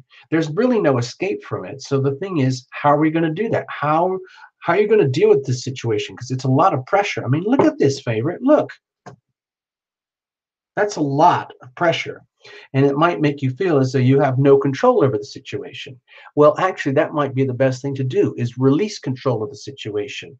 Leo is a very fixed sign, like Scorpio and Aquarius and Taurus, and you like things to be in a certain way.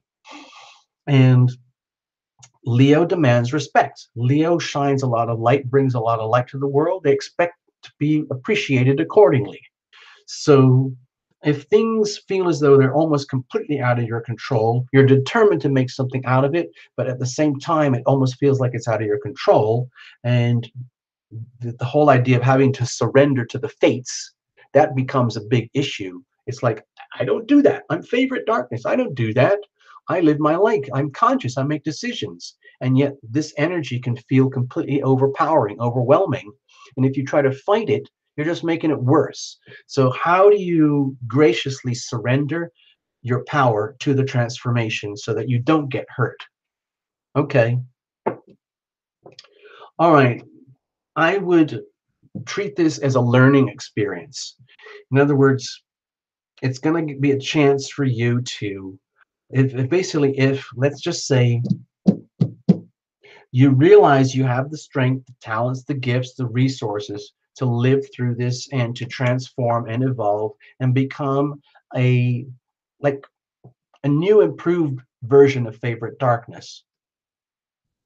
It's it's kind of like a little, let's say it's a little bit of a humbling process. And in so doing, you kind of, let's say, step back from the precipice and the edge of your own evolution because it's so dramatic and it's being so amplified right now. Maybe just step back a bit and just, you know, have a much more sensible, grounded look at your life, your world, your talents, your gifts, your resources, and how you're going to change and how change is inevitable and how you're going to get through that the other side, and just treat it as a learning experience where you're going to have a chance to discover your own self-worth, your own skills, your own values, your own resources that you have at your disposal to share with others more than ever before. You might have been hoarding all this for yourself without even knowing it. But now the time is to be aware that you have a lot to offer others. Okay? You have a lot to offer others. And in so doing that, by offering your gifts to others, you become more and more appreciated yourself in return. Okay? I hope that makes sense. I hope you get something out of it. Okay, favorite? Hope I didn't hurt your feelings. Sorry. Trinity, Trinity rising. Let's have a look. What's going on?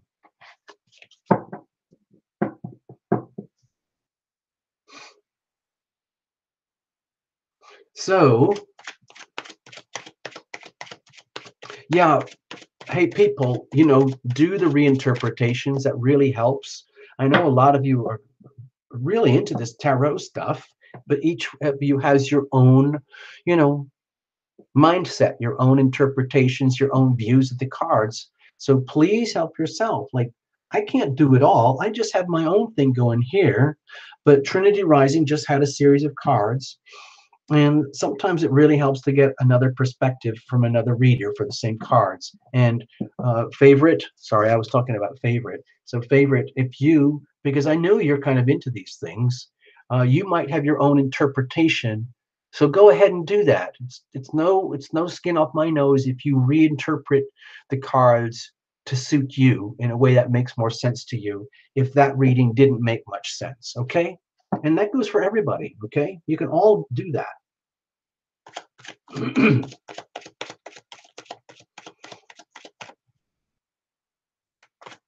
Let's have a look, people. What's going on? Whew. Gosh, I've got a... Jeepers. Hold on, people. I'm sort of wigging out here. Sorry. I got to think about this. What am I doing? Okay, I read for the tribe already. Okay, that's good. So I think I can handle this. I can do Trinity, and then we can do All Sun, okay? Then we'll hang out a bit. All right, let's have a look.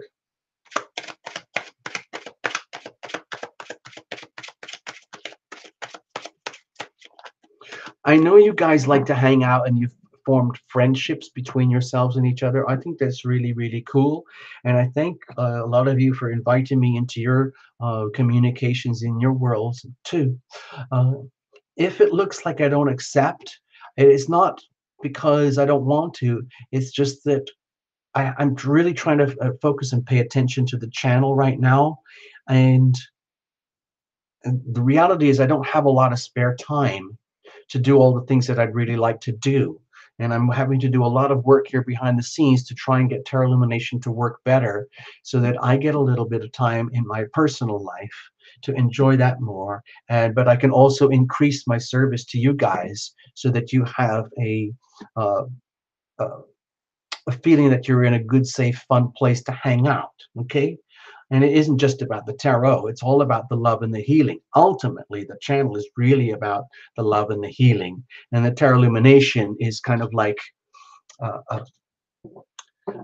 a way that makes it understandable for people. Because when I start to go on about all this love and healing stuff, I really go up into the clouds, man. I get really tripped out there. And, you know, sometimes it doesn't make sense. So I'm trying to make sense of it by putting it into this book, and then it's going to be released through Terra Illumination. And then hopefully, like when we put it all in words, the Terra Illumination thing that we've started now will kind of make more sense over the next year or so. Okay? So you have to be patient. You have to be really, really patient. Okay? All right, Trinity, you're up. Let's have a look. Belle Haywood. Sorry, I didn't take names, all the names. It's so much. It takes so much time to catch all the names, and I can't read for everybody. So, sometimes Jenny comes in and helps now to do that, and we talk about it after the show and stuff. But right now, I'm just trying to get as much energy as I can focused on you guys, so I can do the best readings that I can for you. At least as much as I can in the time of the show before I run out of steam. Okay, Trinity, you're up. All right, here we go. Sun in Taurus. Okay, so Trinity, with your Sun in Taurus, you might be like Scorpio Queen earlier with this Aquarius energy right now. That can be a really hard square on your Sun. Sun square Sun can be a very challenging energy. Yeah, it can be really good to stimulate growth and everything like that, but it can often happen under duress, like when they stress a plant out to get it to blossom. So, Trinity, we got this Aquarius new moon happening for you, and that's going to be up in your uh, May, February, March, like up there in your 10th house of career. So you might be feeling all sorts of joltings and shuffling arounds in your place in this world, your destiny in this world. Like, who am I really? What am I really doing here on this planet? Why was I born? What is my mission? How am I supposed to make the best of myself for the rest of the world? You know, that big stuff, that's all big 10th house stuff. What's going on up there? It's going to be shaken and rattled and rolled around with this new moon, that's for sure. All right. So this reading is hopefully going to give you a chance to handle the new moon eclipse a little better than otherwise. Okay, I think the cards are shuffled. I did a lot of shuffling while talking just to clear the deck. Okay. Excuse me. I got a little carried away. Let's have a look. Let's see what's going on. What's the situation? What's the challenge? How are we going to handle this? And what's the weather like for you? Look at that. Justice received is justice served. Justice served is justice received. So it might be that circumstances are, let's say, happening in a way that it's almost like you knew this is going to happen. There's no escape. There's no way out of it. It might not be comfortable, but it is just. Okay, it is fair and balanced. There's no harm intended to you. That's if you just look at the planets and the energy in your life circumstances as like a Shakespearean play, and just things are happening, and you're just in a certain chapter of the play, then this would make sense. This is just allows you to gracefully say, okay, well, if this is just how it is, then this is how it is according to the laws of the universe. So you don't take it personally. Like if a lot of things are happening to you in your life, Trinity, especially up in that 10th house area in the chart here, have a look. For you, that would be up there, okay? You see where that's happening? Like it's a very public place. It's the place where everybody sees you in the world. As like, well, who are you? Who are you, Trinity? What do you got? What you doing? What are you doing here? What have you got for us? How can we count on you? Please lead us. Please guide us. Please manage us in some way. And if you're getting jolted around in that part of your life and it's getting shaken up, please understand that is exactly what is supposed to be happening, and it is perfectly just. Don't take it personally if it's uncomfortable. Okay? What's the situation? Okay, well, I feel this is very public energy too. Maybe you're feeling that it is about time for you to like come out. It's like a coming out party or something. Like maybe you do have something to show us and share with us, and it's about time that it became more public. It's just that maybe you never had the confidence till now. Maybe there are things that you've always wanted to do to celebrate and share with the community that you've never really had the confidence, and maybe you've been working on it, and maybe now is the time and you're feeling it.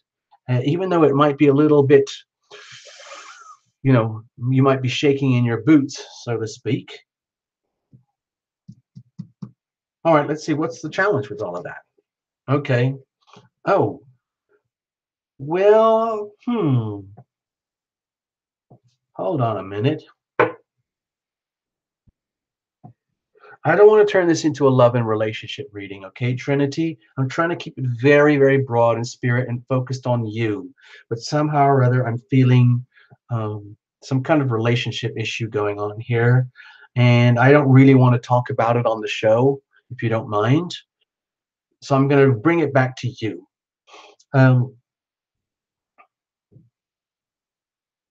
My feeling is that the challenge that you might be facing in a relationship dynamic right now, where you might want to celebrate and share. I'm going to focus on you, even though I use the word relationship, is it's almost like doubting yourself. My feeling is doubting yourself, doubting your own self-worth, whether you are really worth like what are you worth to others? What are others worth to you? And then like questioning your integrity, questioning your own value, your own values, your own self-worth to the world and the community. It's almost like you've got it. Okay, you've got it. There's something there that you have and you love that you want to share. Okay, and there's so much bounty there for you, and that so much that you have to offer, but it's in grave doubt. It's almost like being your own worst enemy. Like you have gifts, you have talents, and the challenge is like taking ownership, not about pride and arrogance, but taking a very deep, loving self-love ownership. So, like, if the whole idea is to like get married and settle down and have that thing that a lot of people want, where your loved one finds you. Dang, I'm getting into love and relationship. I'm sorry, Trinity, I can't help it. I'm feeling love and relationship here. I'm sorry.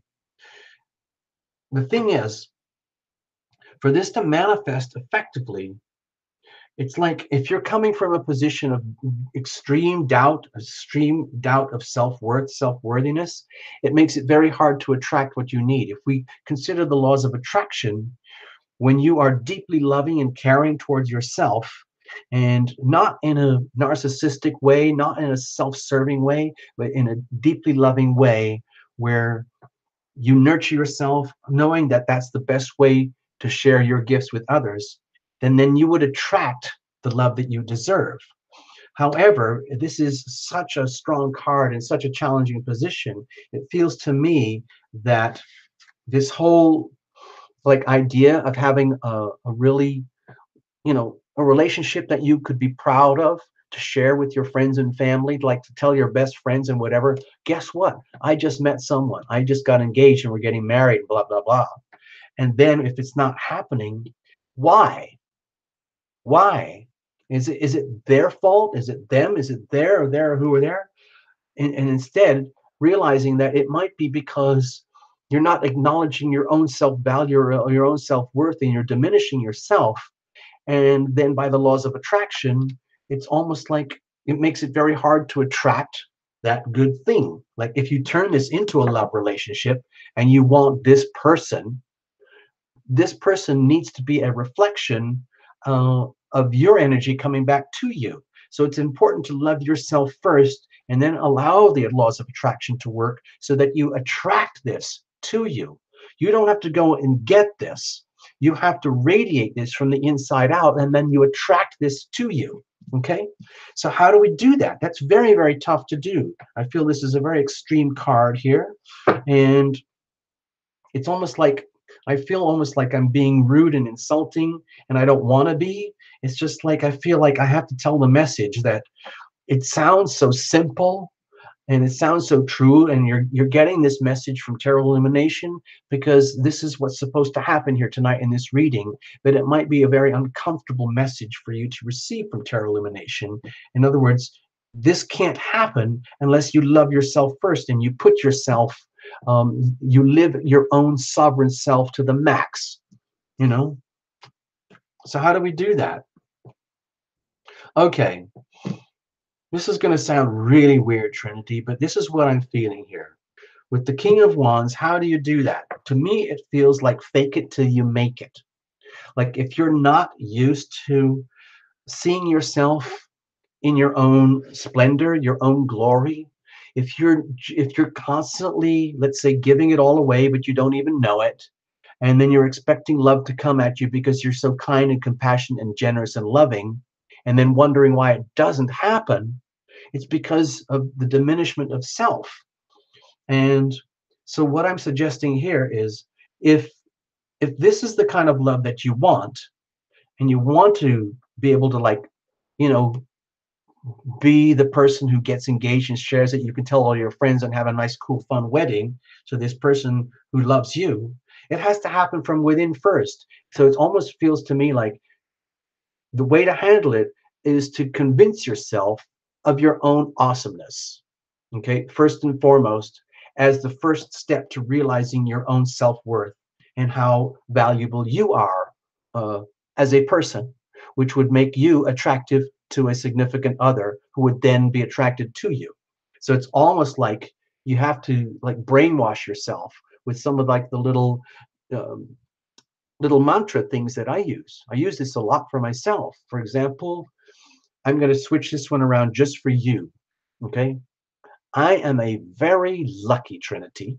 I am a very wealthy Trinity. I'm a very happy Trinity. I'm a very blessed Trinity. And I know it, I see it, and I feel it.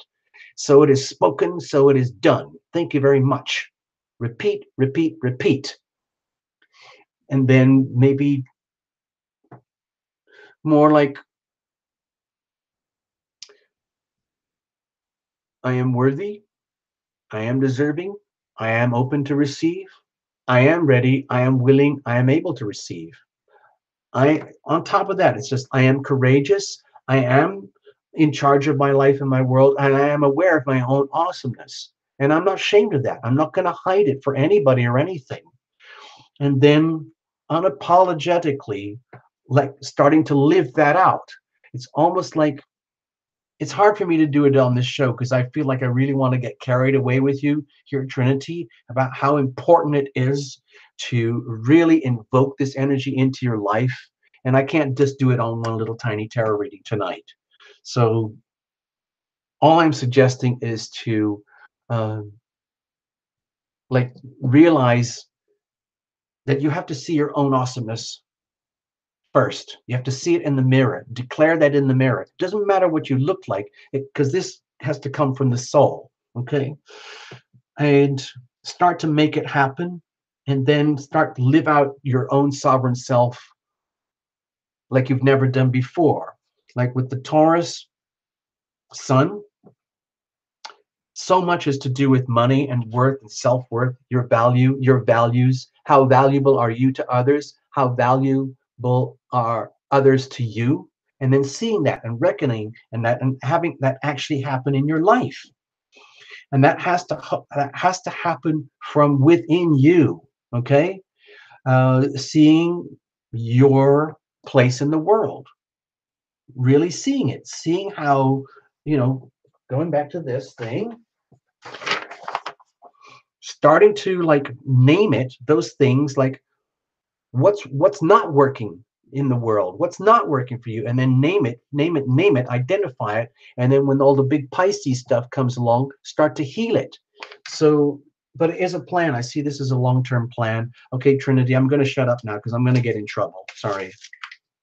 This is actually a really tough reading for me to give to you. I didn't want to do this in public, but I felt it's to do with love and relationship, and it needs work. This needs more work. Okay, Trinity. All Sun. Hey, Michael. Let's have a look. What's going on? What's going on?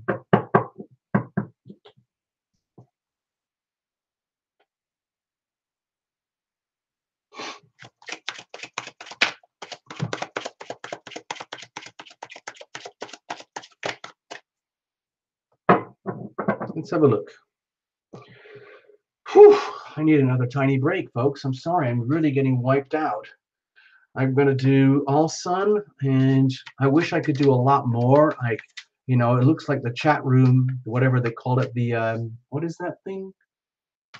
The super chat was really great tonight. I really thank you, folks, but I'm already burned out.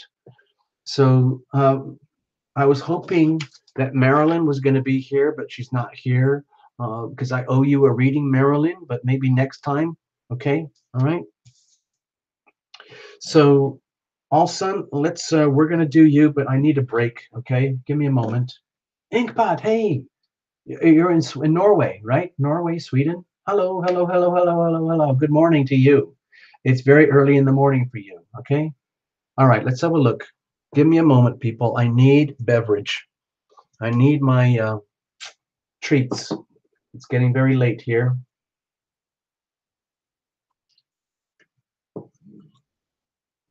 Angie Love. It says, woohoo, all you beautiful people out there. So stoked to catch you live, TL. Yeah, Cool. Welcome, welcome, welcome. Welcome, Angie. Welcome, Inkpot. Yeah. Thanks, Primary. You're so much fun, Primary. I love it when you come to the shows. Always there. Mm-hmm. Very early, very cold as well. Hold on. I need more. I haven't started yet.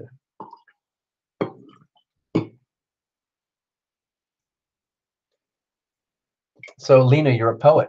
Wow. And you didn't know it. Wow.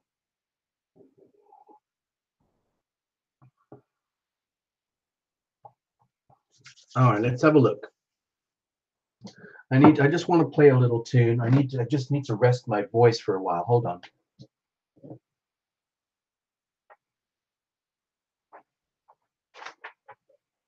I'm going to put on this one because I think it's important, because some of us get scared. I am guided, I am protected, I am guided.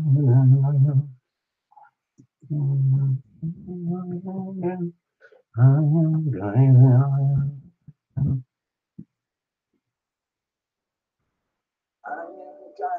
I am protected, I am guided, I am protected. Hold on. Hold on, let's put that. Precious? What was that? Hey, Precious. Precious moments.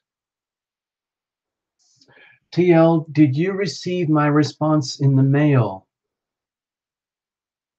I think I did. Hold on. Hold on.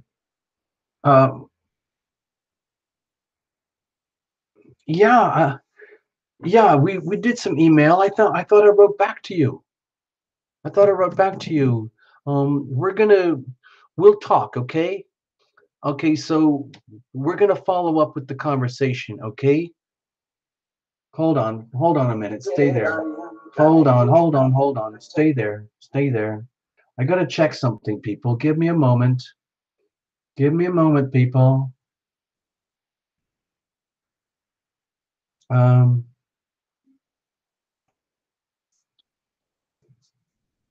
Gosh, okay, I can't do this right now. In the middle of the show like this, I can't handle it. I'm sorry, Precious. Hold on. Oh gosh, oh gosh. TL, Precious moment. Precious, yeah, I do have the emails and I did write back, but we need to follow up again, okay?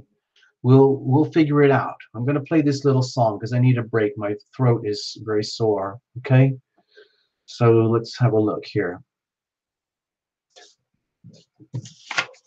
I am guided, I am protected, I am guided, I am protected, I am guided, I am protected, I am guided, I am protected, I am guided, I am protected, I am guided, I am protected, I am guided, I am protected, I am guided, I am protected. Hold on. When the light of hope fades, when all faith is blown away, when all sense of trust goes down, when a smile turns into frown, when it feels there's no relief, nothing in which to believe, desperate in woe and grief, angels come reminding me. I am guided, I am protected, I am guided, I am protected, I am guided, I am protected, I am guided, I am protected, I am guided, I am protected, I am guided, I am protected, I am guided, I am protected, I am guided, I am protected. Angels gather close to me, show me what I cannot see. Angels take me by the hand, lift me when I cannot stand. Angels lead me through the dark, soothe and tend a broken heart, laughing at the circumstance, crying while we sing and dance.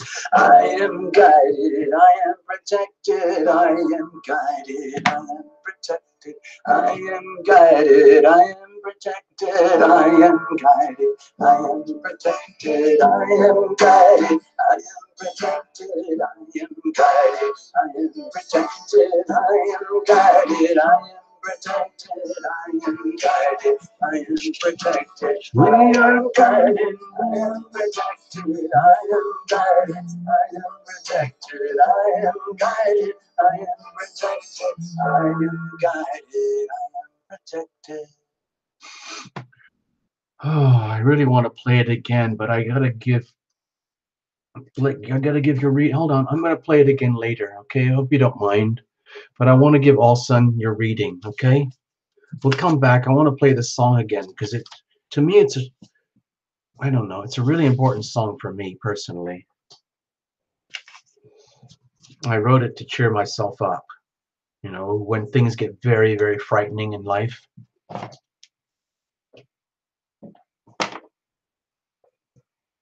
All right, let's have a look. All right, here we go. All of a sudden, you're up, all right?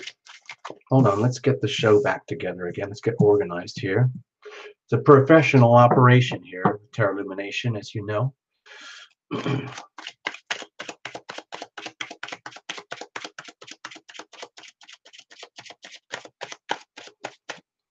I'm sorry I can't all hang out with all of you like individually. I know we end up like 20, 30, 40 people here, whatever. I can't remember. I lost most of the names. I lose count. I hardly ever get a chance to look at the screen, but I know you're there, okay? Just please don't take it personally if I don't interact with you directly, okay? There's only so much I can do in one little show. All right, Michael, let's have a look. What's going on?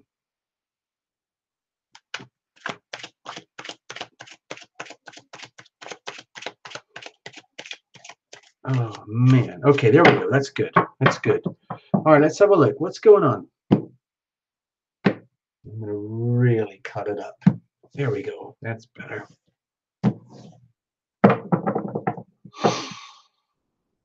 I feel that we're very, very lucky here. Even though Tarot Illumination is still very tiny, it feels like it's like a really special little thing, and I'm really glad I started it. I really did not want to do this, people. I'm just letting you know, but I'm glad I did it, and we're coming up almost to a year now, and we've got another year coming up, and I'm going to do everything I can to grow this little channel for you because I love doing it. I get tremendous satisfaction out of doing this for you. It's just that it's very tiny right now and it needs to grow really significantly before it can really like take care of itself, you know, like it becomes like a mature adult channel, because at the moment it needs a tremendous amount of TLC to keep it all going. All right, let's have a look. You're up. By the way, Olson, thank you for all your support. You're a good person, okay? Love it, need it. What's the situation? What's the challenge? How are we going to handle it?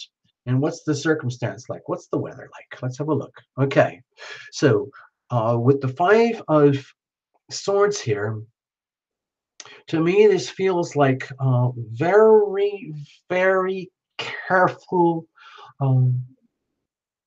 It's like, you know, it's like one of those amber alerts when you see on the highway. That's what I'm feeling here for you, Alson. It's almost like just be extra super careful alert right now, because you might be all fired up in some ways, which would be totally justifiable given your own awesome self. And yet at the same time, you might be receiving like feedback and signals and information from your environment that doesn't quite jive. It makes you feel like, well, wait a minute, everything's going fine. I'm doing everything right. I'm living my life according to the highest principles. I am loving. I am loved. I am deeply caring. I'm very deeply cared for. I am guided. I am protected. I am grounded. I am present. I am conscious. I am here. I am grounded. I'm present. I'm conscious. I am here. And yet, I still feel like I have to prove something or deal with energies out there that are not in accordance with the principles of all sun. And the thing is, all sun, if you have set the standards very high for yourself in life, where your principles, your values, and beliefs are set very, very high, then that's also a guaranteed recipe to be very disappointed when other people or situations or circumstances don't match up to that. And then you might feel as though like you might want to retaliate against that, but it's almost like a battle that you can't win. And that's just simply a consequence of being a high vibration person. And there's kind of no way out of it. It's almost like if you're a super high frequency, high vibration person, you're guaranteed to be disappointed. So the question is, how do you deal with all that disappointment when the rest of the world of life and love and relationships just simply can't live up to the protocols and the standards that you have set for yourself? Okay. There's no point in trying to fight it because everyone else is just trying to do their own thing as well. Um, so it's just like, be careful. This would be the energy of futility.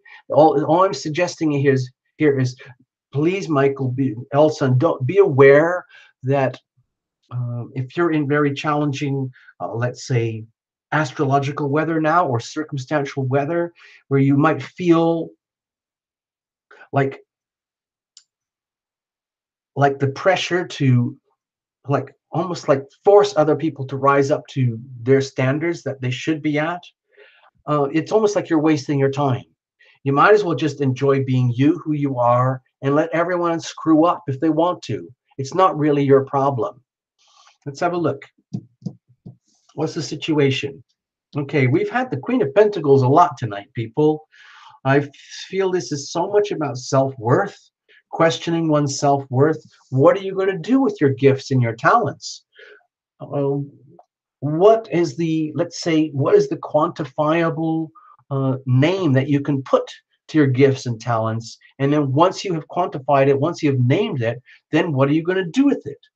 And that means being very, very grounded and solid and down to earth and very truthful and honest and modest and very, let's say, humble about the process of self-evaluation.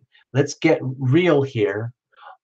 Like, you already know that you're worthy, that you're deserving, and that you're open to receive. That's not a question. You're ready, you're willing, and able to receive. That's not a problem. The question is, my feeling here is that knowing that you've got talents and gifts and resources, but what are we going to do with that to maximize that? What's the challenge? Okay, let's say it's almost, to me, it almost feels like, how can we get, it's almost like getting you out there more on the open stage where you can like share yourself more with others or even a significant other in a way that is a good match for you. So you don't have to feel this energy of the disparity. And so it's almost like the challenge is,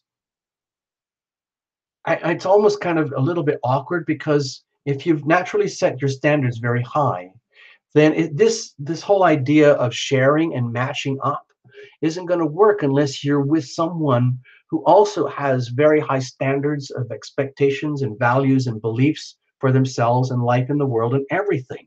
And that's not always the case. For most people, it's too hard. So they deliberately slack off and they just deliberately lower their expectations of life and their expectations of themselves and their expectations of others so that they don't have to go through the hard work of getting to those higher levels of evolution. They just basically say it's not worth it, man. Let's just chill, just have a beer, chill out, take it easy. There's no point in getting too stressed out. We'll just, you know, life is what it is. It's always a big mess, and you're never going to be a big hero or anything like that anyway. So why even try? It's like, it's almost like that would almost make you angry at my feeling. And so you end up in a situation like, it's almost like, damn it, like, why isn't there anyone else hanging out with me at these kind of frequencies where I can like be like that with them and they can be like that with me? Because that's what I want, that's what I like, that's what I deserve. Because I am all that and you are all that and you already know that. So how do we deal with the frustration here? Okay. Let's just say we get it out there in the open. If you want to get this out in the open, Michael, and start to voice yourself, voice your, let's say, your knowledge, your wisdom, your talents, and your skills, don't be shy about it. Bring it out there. That's what I'm feeling. Don't worry if, like if you have set, if you have high spiritual standards, high standards of hygiene, health, healing practices, everything, and it works for you, and you're frustrated that why isn't everyone else like operating at this level, express, like bring it out there, share it with people, like what are the benefits, like how you are the way you are and why you are the way they are, the way you are, and how it would be, how it can be really rewarding and satisfying yourself and for others. And it could be like maybe the way to deal with this is to, let's say, well, my feeling here is to almost like voice it more. Uh, put It's almost like make your beliefs known, make your attitudes, your perceptions, your wisdom, your understanding, your concepts known in ways that are more public, that could be shared, uh, so that you have a greater chance of attracting the reciprocal to you in a way that makes it feel more harmonious, where you can share. You know, that's kind of what I'm feeling here. I hope I didn't hurt your feelings, all son. You know, you're a good person. I know you have very high vibrational frequencies, um, and that can be frustrating at times. So let's leave it at that. I hope I didn't, you know, touch any nerves there or upset you. Okay. I was just glad to have the chance to read for you. All right. So there you go. Let's leave it at that.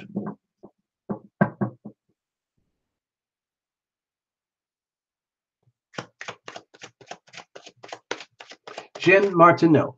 Jen Martineau. Okay. You brought up an interesting thing there. I just saw it on the screen. Sometimes when we do these little mini readings here, it doesn't make sense for the client, but suddenly it resonates for one of the visitors or one of the viewers. And it's almost like, oh my gosh, you, Jen, you just showed up at the show at the right time to watch this reading, and it's just perfect for you. And it ends up that All Sun was kind of more like a conduit, operating at very high frequencies and offering their services as a conduit, as an instrument for your benefit. So that's the kind of energy that I was feeling there. All Sun, by definition, is very high frequency. And by definition, people at very high frequencies can feel frustrated or isolated or lonely, or let's say disenfranchised with the world if the rest of the world and their environment is operating at lower or much lower frequencies. And that's what I was trying to explain here, because also naturally operates that way. Anyway, I hope that made sense. I'm going to play that little song again just to get it out of my system. Hold on. Where is it? It's over here somewhere.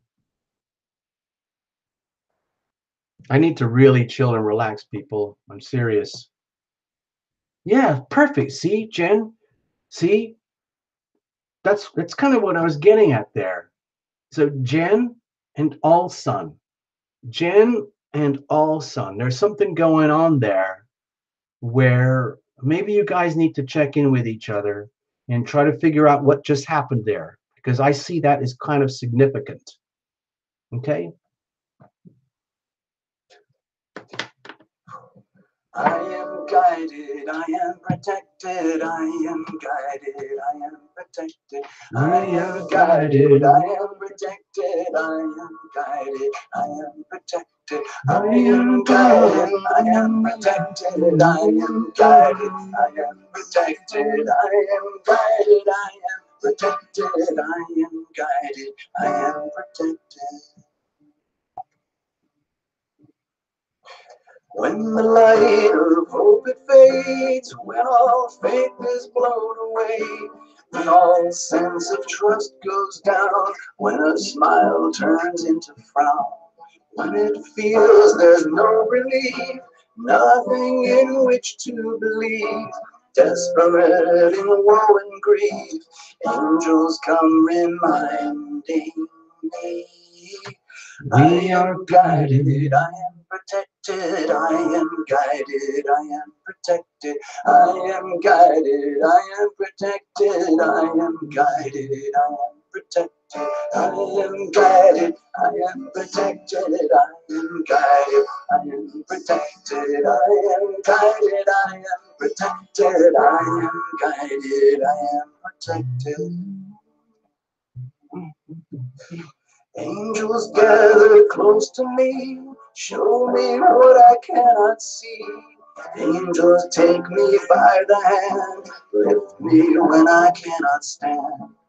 Angels lead me through the dark, soothe and tend a broken heart, laughing at the circumstance, crying while we sing and dance. I am guided, I am protected, I am guided, I am protected, I am guided, I am protected, I am guided, I am protected, I am guided, I am protected, I am guided, I am protected, I am guided, I am protected, I am guided, I am protected, I am guided, we are protected, I am guided, I am protected, I am guided, I am protected, I am guided, I am protected.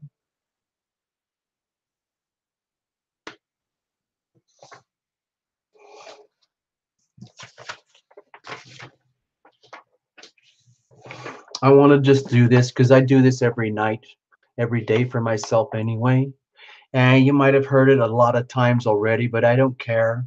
I have to do this for myself tonight anyway, so I'm just going to share it with you guys. I hope you don't mind.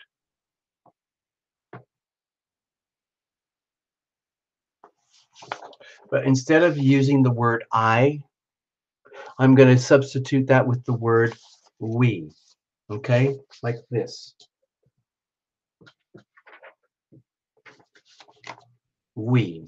Okay? Actually, I'll just put it on here to make it simpler.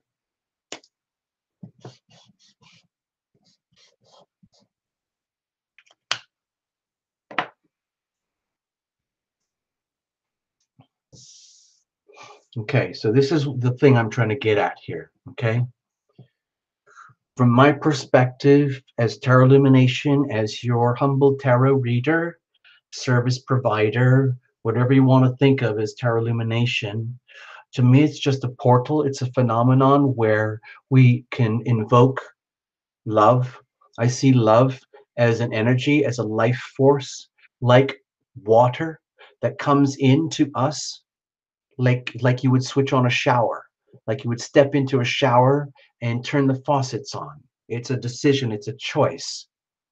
And I like to be in the flow all the time, as much as I can all the time.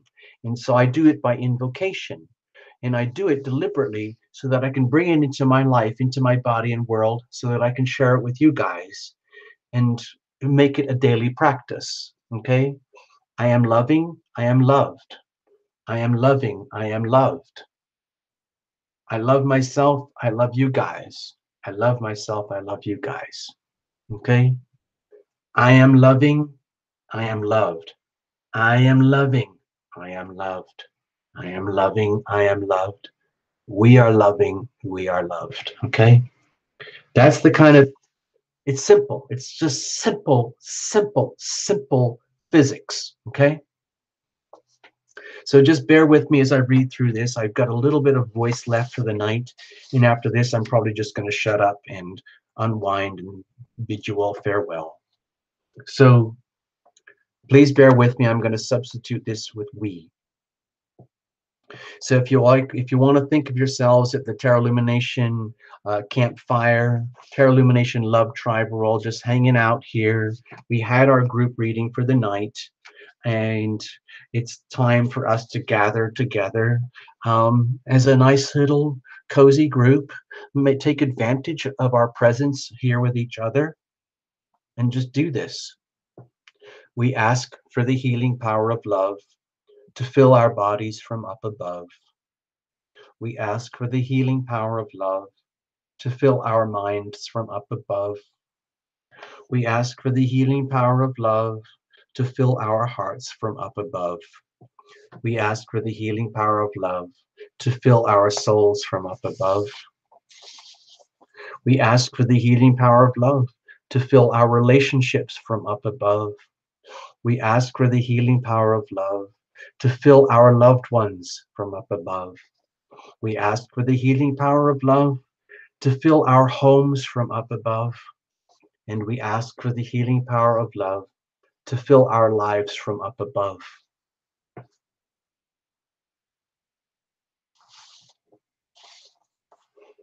I just wanted to share that with you because that's what I do anyway. I ask for it, and then I wait, and my angels respond, and I make the best of it. I do as much as I can, and I do what I can to share this with you as best as I can. And we're all different in those ways. And you can do your own version of this stuff as well. And just do it to yourself. Okay? Yeah, so it is spoken, so it is done. So it is spoken, so it is done. I'm going to have a little fun with you guys now. Love is the word.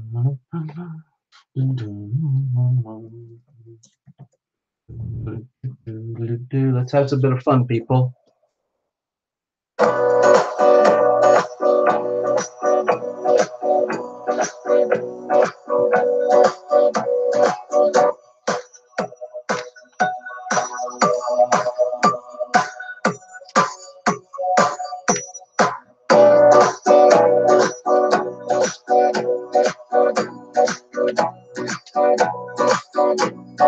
I become alive before the sun does rise.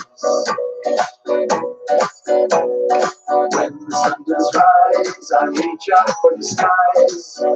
Yes, Jen, you timed it just right. Opening my hands to welcome the day.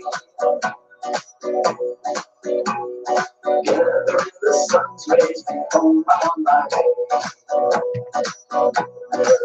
And the healing vibrations battle through my soul, shaking out the poisons, making me whole. Good night, Liz. Good night, Liz. Good night, MC. Bye-bye. Thanks for being here. Love is the word.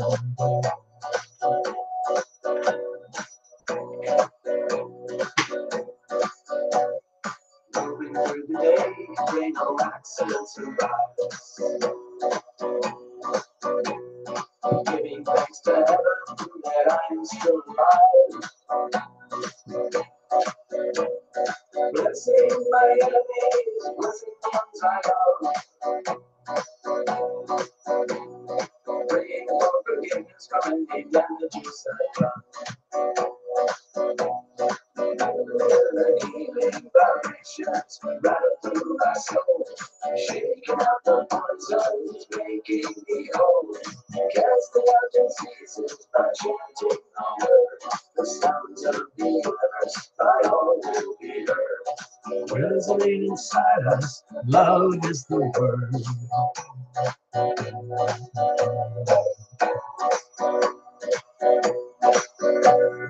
Now the day is done, and moon is on the rise. My trials and tribulations all bottled up inside. I summon in the now as I reach up for the skies. I command no weary shadows be gone before my eyes.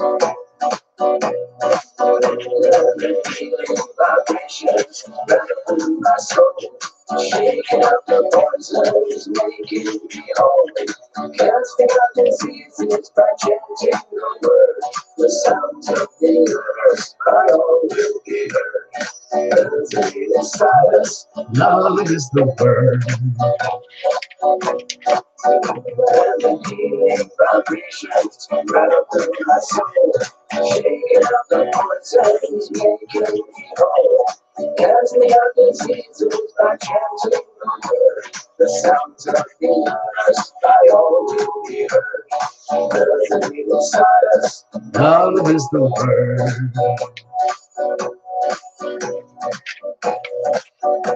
Yeah, you too, Primary. It's good to hang out, isn't it?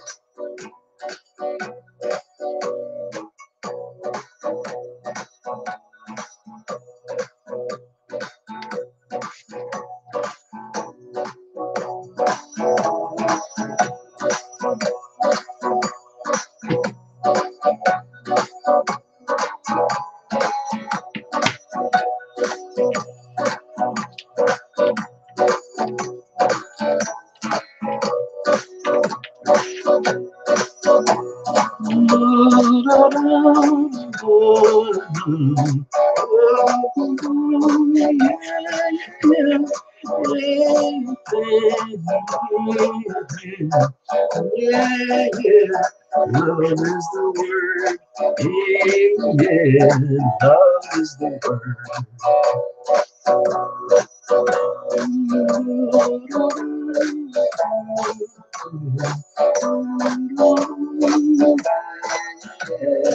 Hey, oh, yeah. Love is the word. Love is the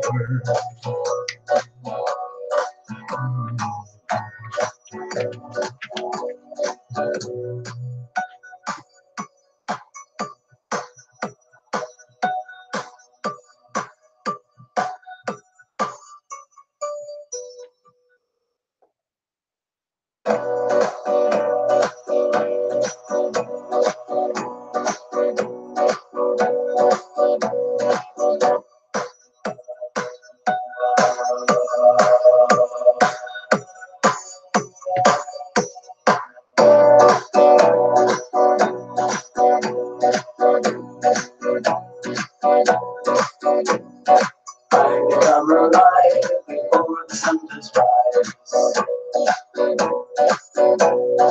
When the sun does rise, I reach out for the skies. Opening my hands to welcome the day. Gathering the sun's rays home on my head. And the healing vibrations battle through my soul, shaking up the poisons, making me whole, casting out diseases by chanting the word. The sounds of the universe by all will be heard. Resonating inside us, love is the word.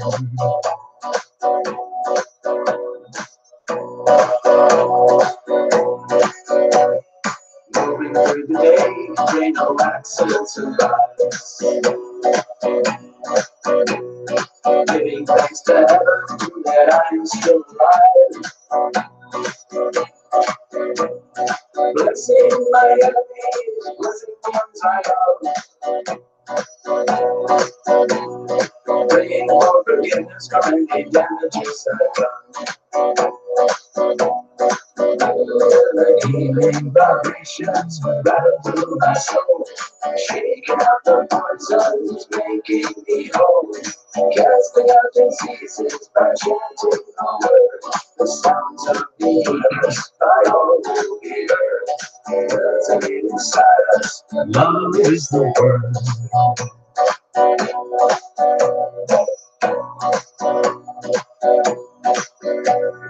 Now the day is done, the moon is on the rise. My trials and tribulations all bottled up inside. I Summoning the love as I reach up for the skies. I command the weird shadows be gone before my eyes. Let the healing vibrations run through my soul, shaking out the poisons, making me whole. Casting out diseases by changing the word. The sounds of the earth by all will be heard.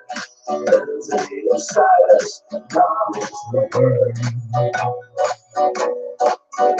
And the healing vibrations rattle through my soul, shaking out the poisons, making me whole. Casting out diseases by chanting the word. The sounds of the earth by all will be heard. Resonate inside us, love is the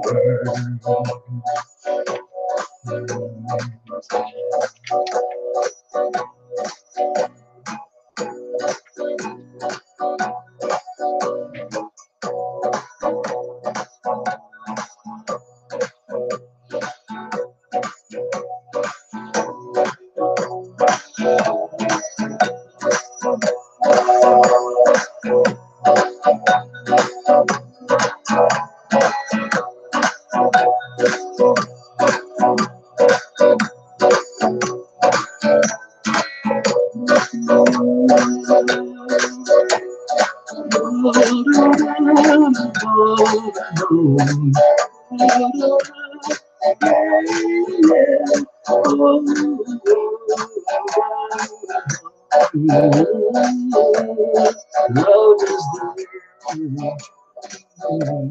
Love is the word.